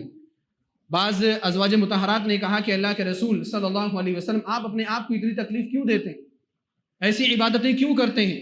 اللہ سبحانہ وتعالیٰ نے تو آپ کے گزشتہ اور آئندہ سارے گناہوں کو معاف کر دیا، آپ کو اتنی محنت کرنے کی ضرورت نہیں ہے۔ تو آپ صلی اللہ علیہ وسلم نے فرمایا افلا اکون عبدا شکورا، کیا میں اللہ رب العالمین کا شکر گزار بندہ نہ بنوں؟ نبی صلی اللہ علیہ وسلم نے اتنی عبادت کرنے کے باوجود حضرت جویریہ رضی اللہ تعالی عنہ کی عبادت پر تعجب کیا۔ جویریہ رضی اللہ تعالی عنہ نے کہا کہ ہاں اے اللہ کے رسول صلی اللہ علیہ وسلم، میں اسی وقت سے مصلی پر بیٹھ کر کے ذکر و اذکار میں مشغول۔ اللہ اکبر۔ ہماری خواتین کو یہاں پر سوچنا چاہیے اور جویریہ رضی اللہ تعالی عنہ امہات المؤمنین سے سبق لینی چاہیے کہ کس طریقے سے وہ عبادتیں کیا کرتی تھی، حالانکہ وہ نبی کی بیویاں تھیں اور یہ نبی کی بیویاں قیامت میں جنت میں نبی کی بیویاں ہی رہنے والی، لیکن اس کے باوجود وہ اللہ رب العالمین کی اس قدر عبادت کیا کرتی تھی۔ ہمارے یہاں کچھ گھروں میں ماحول یہ ہوتا ہے کہ اگر شوہر گھر میں اپنی خاتون کو، اپنی بیوی کو نہ جگائے فجر کی نماز کے لیے تو وہ فجر کی نماز کے لیے بھی نہیں اٹھے گی۔ اب اگر دیکھو شوہر دیندار ہے اور شوہر فجر کی نماز کے لیے آ رہا ہے تب تو آ رہا ہے، اگر شوہر کسی گھر کا ایسا ہے کہ وہ بھی فجر کی نماز کے لیے نہیں آتا ہے تو نہ تو وہ فجر کی نماز پڑھ رہا ہے، نہ تو اس کی عورت فجر کی نماز پڑھ رہی، نہ تو مرد پڑھ رہا ہے نہ تو عورت پڑھ رہی ہے۔ بہت سارے گھرانوں میں ایسا ہے کہ مرد تو پڑھ رہے ہیں لیکن عورتیں نہیں پڑھ رہی۔ اگر آپ نے جا کر کے ان کو اٹھا دیا اور زبردستی کر کے اٹھا دیا تو فجر کی نماز پڑھ لیں گی، لیکن اگر آپ کبھی تھوڑا لیٹ لپاٹ گئے گھر کے اندر تو وہ ویسے ہی سو رہی۔ عورتوں کو فکر ہی نہیں ہے کہ ان کے اوپر نماز فرض ہے، حالانکہ اللہ سبحانہ وتعالیٰ نے عورتوں کے لیے نماز کو بہت آسان بنایا ہے۔ آپ دیکھو ہم مردوں کو تو ہمیشہ نماز پڑھنی ہے، آپ کو کوئی دن چھٹی ہے کوئی دن چھٹی نہیں، سنڈے ہم کو چھٹی ملتی ہے لیکن نماز کی چھٹی سنڈے کو بھی نہیں، ہر دن ہمیں نماز پڑھنی، لیکن اللہ سبحانہ وتعالیٰ عورتوں کو 6 دن 7 دن مہینے میں ریسٹ بھی دے دیتا ہے کہ نہیں؟ غور کرنے کی بات، اتنی آسانی کے بعد کہ ان کو ریسٹ دے دیتا، ان کو نماز نہیں پڑھنی، ان کو سوتی رہیں، وہ ذکر و اذکار اگر نہ کرنا ہو وہ سوتی رہیں تو کون ان کو اٹھانے والا ہے، لیکن پھر بھی عورتیں نمازوں کی پابند نہیں ہوتی۔ جویریہ رضی اللہ تعالیٰ عنہ فجر کی نماز پڑھنے کے بعد چاشت کے وقت تک ذکر و اذکار میں مسلسل مشغول ہیں۔ نبی علیہ الصلوۃ والسلام کو تعجب ہوا، آپ علیہ الصلوۃ والسلام نے اس وقت یہ کہا لقد قلت بعدك 4 كلمات 3 مرات لو وزنت بما قلت منذ اليوم لوزنتهن، میں نے تمہارے پاس سے نکلنے کے بعد کچھ کلمات 3 مرتبہ میں نے کہے تھے، اگر ان کلمات کو تمہارے صبح سے لے کر کے چاشت تک کے تمام اذکار پر وزن کیا جائے تو یہ کلمات بھاری ہو جائیں گے۔ آپ صلی اللہ علیہ وسلم نے ان کو ایک بہتر ذکر بھی سکھایا۔ آپ صلی اللہ علیہ وسلم نے فرمایا یہ پڑھ لیا کرو سبحان اللہ وبحمدہ عدد خلقہ ورضا نفسہ وزینۃ عرشہ ومداد کلماتہ۔ لیکن یہاں پر ہمارے لیے جو قابل استدلال چیز ہے وہ کیا ہے؟ جویریہ رضی اللہ تعالی عنہ کا عمل، آپ کیسے عبادت کیا کرتی تھی۔ اسی وجہ سے آپ دیکھو ان لوگوں کی عبادت کی وجہ سے، اور نبی صلی اللہ علیہ وسلم کا بھی معمول تھا کہ آپ صلی اللہ علیہ وسلم گھر میں آتے تھے تو عبادت کرتے تھے، 2 رکعت نماز پڑھتے تھے، تو عبادت کی وجہ سے گھر کا ماحول اتنا پرسکون رہتا تھا کہ گھر میں اگر کھانے کا سامان بھی نہ ہو پھر بھی اختلافات نہیں ہوتے تھے، پھر بھی لڑائیاں نہیں ہوتی تھی۔ اب عائشہ رضی اللہ تعالی عنہا نے صحیح مسلم کی روایت ہے ایک مرتبہ عروہ ابن زبیر رحمہ اللہ جو کہ آپ کے بھانجے ہیں، ان سے کہا کہ اے بھانجے، تمہیں پتہ ہے کہ اللہ کے رسول صلی اللہ علیہ وسلم کے گھروں کا عالم یہ ہوتا تھا کہ ہم کبھی کبھار چاند دیکھتے تھے مہینے کا، پھر اس کے بعد اگلے مہینے کا بھی چاند دیکھتے تھے، 2 مہینہ، کبھی کبھار 3 مہینہ گزر جاتا تھا، اللہ کے رسول صلی اللہ علیہ وسلم کے گھر میں آگ بھی نہیں جلائی جاتی، کوئی سامان نہیں ہوتا تھا پکانے کے لیے، نہ روٹی پک رہی ہے، نہ سبزی پک رہی ہے، نہ گوشت پک رہا ہے، کچھ بھی پکانے کے لیے کوئی سامان ہی نہیں ہوتا تھا، آگ جلانے کی نوبت نہیں آتی تھی۔ اور یہ 1-2 دن کا مسئلہ نہیں ہے، اگر ہمارے یہاں اگر 1-2 دن ایسا ہو جائے نا کہ شوہر کی تنگی کی وجہ سے گھر میں چولہا نہ جلے تو پوری قیامت آ جاتی ہے، پورا اکھاڑ پکھاڑ ہو جاتا ہے، اور عورت اپنے گھر بھاگ جاتی ہے کہ تمہارے گھر میں میں رہ کر کے کیا کروں گی، تم ایک وقت کے کھانے کا انتظام نہیں کر سکتے، میں تمہارے گھر میں رہ کر کے کیا کروں گی۔ وہ اپنے مائکے اٹھ کر کے چلی جاتی، اور پھر کبھی پلٹ کر کے آنا بھی نہیں چاہتے، پھر خلا کا مسئلہ، پھر طلاق کا مسئلہ یہاں پر پیدا ہو جاتا ہے۔ 3 مہینے 3 مہینے گزر جاتے تھے، ایک وقت بھی کبھی آگ بھی نہیں جلائی جاتی تھی۔ عروہ بن زبیر رحمہ اللہ نے پوچھا اپنی خالہ سے کہ خالہ جان، پھر آپ لوگوں کا گزارا کس پر ہوتا تھا؟ تو اماں عائشہ رضی اللہ تعالی عنہا نے بیان فرمایا الا الاسودان، 2 چیزیں ہوا کرتی تھی، الماء والتمر، کھجور اور پانی، یہ 2 چیزیں ہوا کرتی تھی جن 2 چیزوں پر ہم گزارا کر لیا کرتے تھے، اس سے زیادہ ہمارے پاس کوئی چیزیں نہیں ہوا کرتی، الا یہ کہ کبھی کبھار پڑوسیوں کی جانب سے کوئی ہدیہ آ گیا، کوئی تحفہ آ گیا، تو اس ہدیہ اور تحفہ کی وجہ سے ہم لوگ کچھ کھانے کو پا جایا کرتے تھے، ورنہ کھجور اور پانی پر گزارا کرنا پڑتا تھا۔ نبی صلی اللہ علیہ وسلم کے گھر کی ایسی حالت ہے کہ گھر میں راشن نہیں ہے، گھر میں پکانے کا کوئی سامان نہیں ہے، اس کے باوجود نبی صلی اللہ علیہ وسلم کے گھر کا عالم کیا ہوتا تھا؟ سکون کے ساتھ آپ صلی اللہ علیہ وسلم کا گھر چلتا تھا۔ وجہ کیا تھی؟ نبی صلی اللہ علیہ وسلم دیندار، اور ازواج مطہرات رضی اللہ تعالی عنہم دیندار، اور عبادت سے انہوں نے اپنے گھر کو معمور کیا ہوا ہے۔ عبادت کریں گے گھر اچھا رہے گا، عبادت نہیں کریں گے تو گھر کے اندر کبھی بھی سکون پیدا نہیں ہو سکتا۔ اسی طرح سے گھر کو یعنی خوشگوار بنانے کے لیے اور بھی بہت سارے اصول ہیں، لیکن میں چند ایک اصول بیان کر کے اپنی بات ختم کروں گا۔ ان اصول میں سے ایک اہم اصل یہ بھی ہے کہ ہم جو ہے گھروں کو نا محبت اور رحمت کے ساتھ چلانے کی کوشش کریں، گھروں کے ماحول کو، گھروں کے معاملات کو محبت کے ساتھ یا تو رحمت کے ساتھ چلانے کی کوشش کریں۔ شروع میں جو میں نے آیت کریمہ پڑھی تھی اس کا ایک ٹکڑا آگے کا، اللہ سبحانہ وتعالیٰ نے کیا فرمایا؟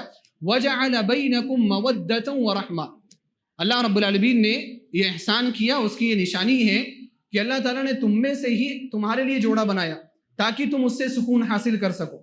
پھر اس کے بعد اللہ نے کیا فرمایا؟ وَجَعَلَ بَيْنَكُمْ مَوَدَّةً وَرَحْمَةً، اللہ تعالیٰ نے تمہارے درمیان مودت پیدا کی، مودت کا معنی محبت، ورحمہ اور رحمت پیدا کی۔ علم یہ کہتے ہیں کہ مودت الگ چیز ہے، رحمت الگ چیز ہے، مودت الگ چیز ہے اور رحمت الگ چیز ہے۔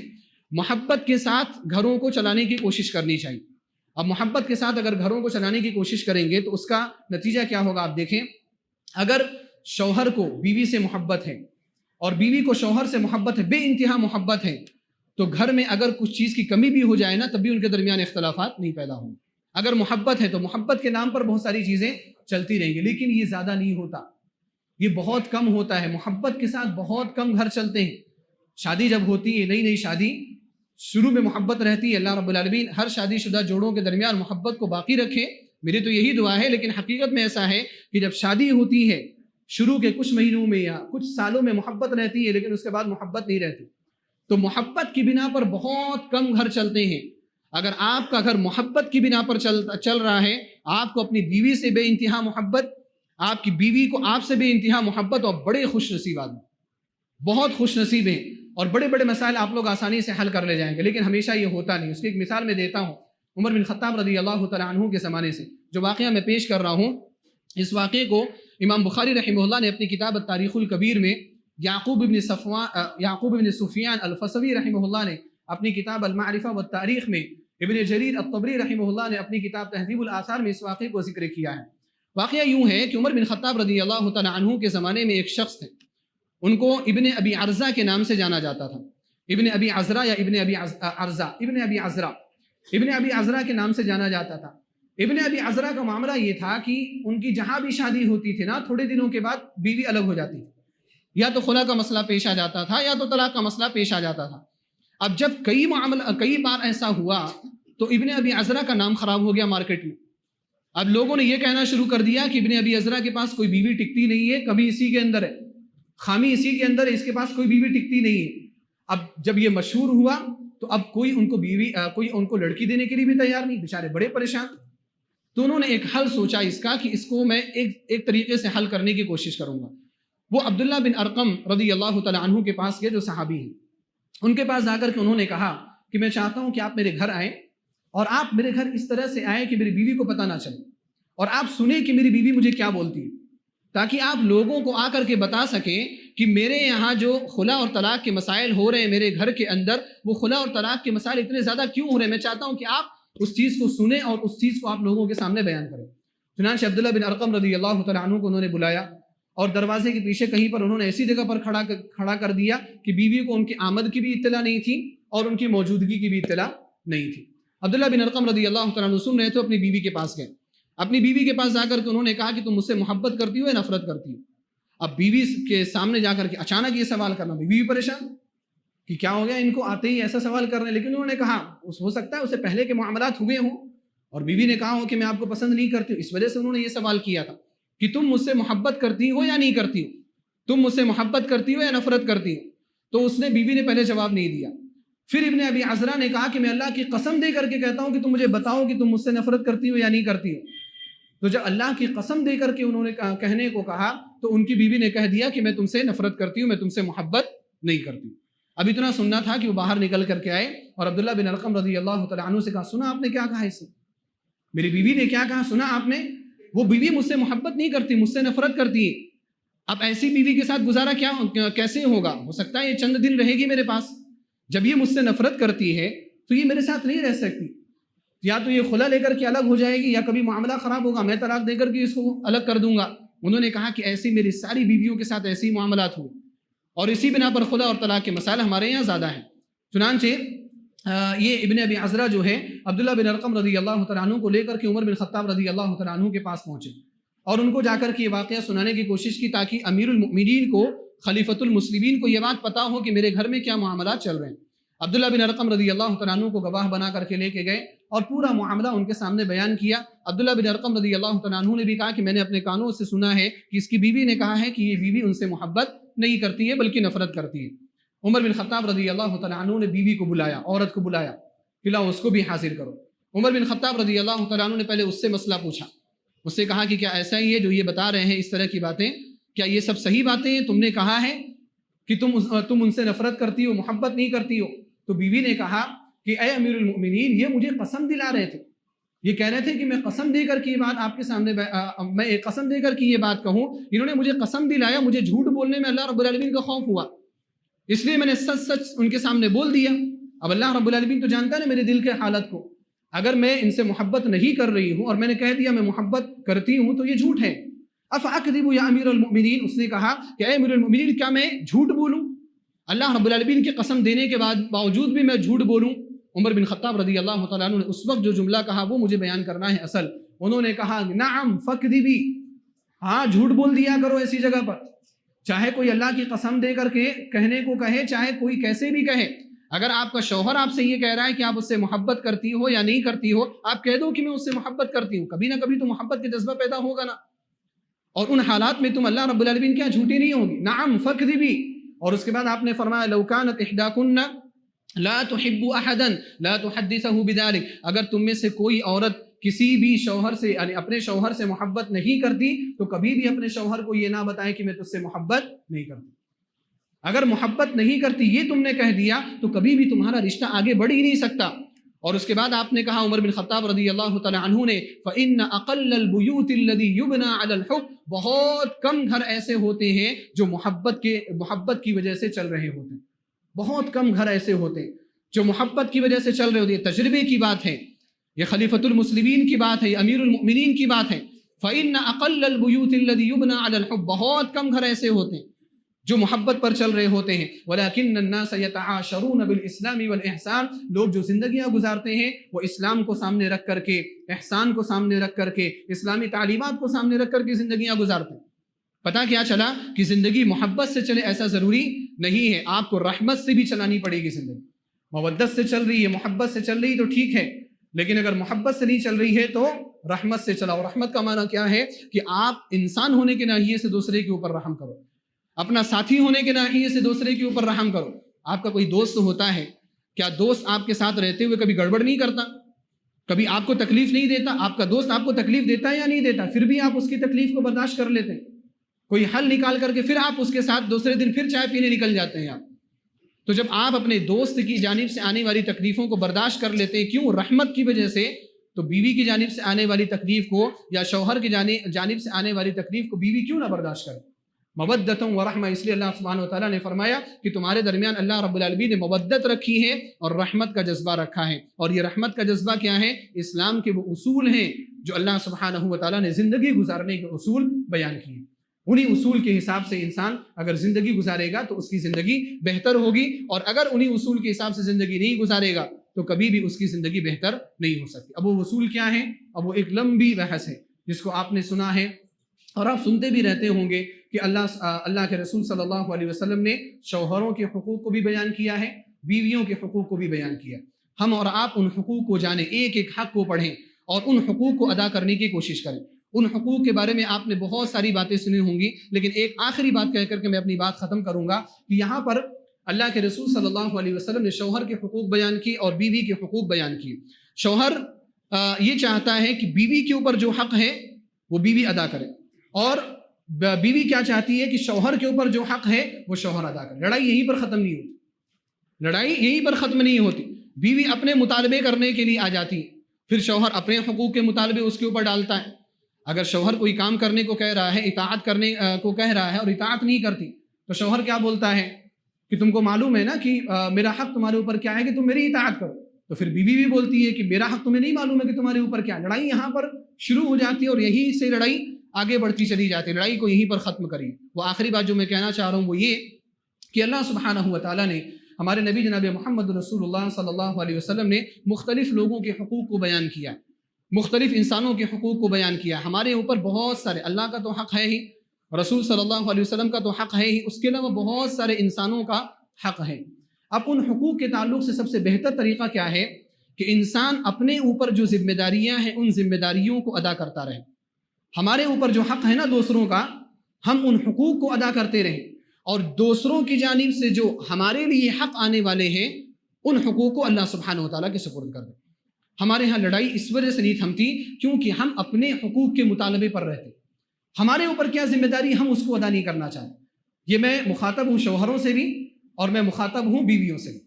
بیوی کو چاہیے کہ اگر آپ دیندار ہیں، آپ کی جو ذمہ داری آپ ادا کرتے رہے، شوہر آپ کے حقوق ادا کر رہے ہیں یا نہیں کر رہا اس پر زیادہ توجہ مت کریے۔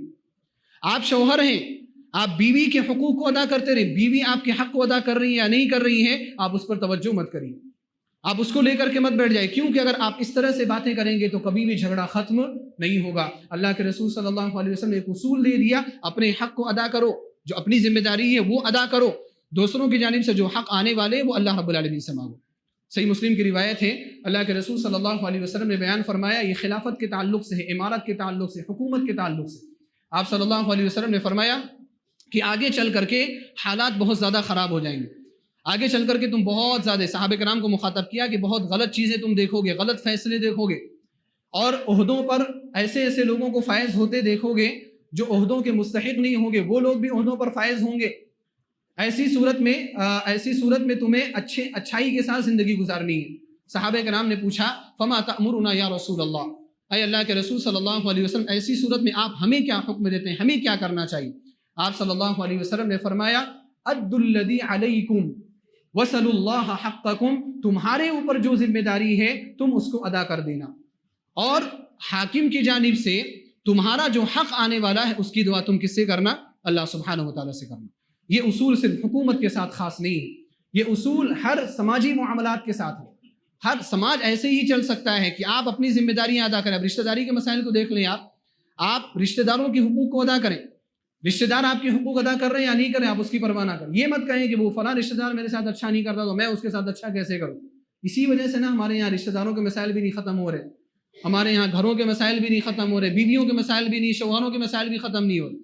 ہم اور آپ کیا ہیں، اپنے حقوق کو ادا کریں، اپنی ذمہ داریوں کو ادا کریں، اور دوسروں کی جانب سے جو ہمارے حقوق آنے والے ہیں ان کا مطالبہ اللہ رب العالمین سے کریں، زندگی بہت سکون کے ساتھ گزرے گی۔ میں انہی باتوں پر اپنی بات ختم کرتا ہوں۔ اللہ سبحانہ و تعالیٰ سے اس دعا کے ساتھ کہ الہ العالمین جو لوگ بھی یہاں پر ہیں الہ العالمین سب کی زندگیوں میں سکون پیدا فرما دے. الہ العالمین جتنے شادی شدہ جوڑے ہیں ان کی زندگیوں کے اندر اطمینان اور سکون پیدا فرما دے. الہ العالمین جن بچیوں کی یا جن بچوں کی شادی نہیں ہو سکی اور وہ شادی کی عمر کو پہنچ چکے ہیں الہ العالمین تو ان کی جلد از جلد شادی کرا دے. الہ العالمین تو ان کی شادیوں میں آسانیاں پیدا فرما دے. الہ العالمین تو ہم سب کو سماجی معاملات کو اسلامی اصول کے مطابق سمجھنے کی توفیق عطا فرما. الہ العالمین تو ہم سب کو اپنے سماج کی اصلاح کرنے کی توفیق عطا فرما. سماج میں جو بری رسمیں ہیں جو برے رواجات ہیں الہ العالمین تو ان سب کو خاتمہ کرنے کی توفیق عطا فرما. الہ العالمین تو ہم سب کو اسلام پر عمل کرنے کی توفیق عطا فرما. اسلامی محبت ہمارے دلوں کے اندر پیدا فرما. اسلام کے اصولوں کی محبت ہمارے دلوں کے اندر پیدا فرما. الہ العالمین تو ہمیں عبادات کی توفیق عطا فرما. فرائض کی پابندی کی توفیق عطا فرما. ہماری عبادات میں شرف قبولیت عطا فرما. الہ العالمین جب تک ہم اس دنیا میں ہیں اسلام اور ایمان پر زندہ فرما اور ہمارا خاتمہ لا الہ الا اللہ محمد رسول اللہ پر فرما. آمین. وآخر دعوانا الحمد للہ رب العالمین. والسلام علیکم ورحمۃ اللہ وبرکاتہ.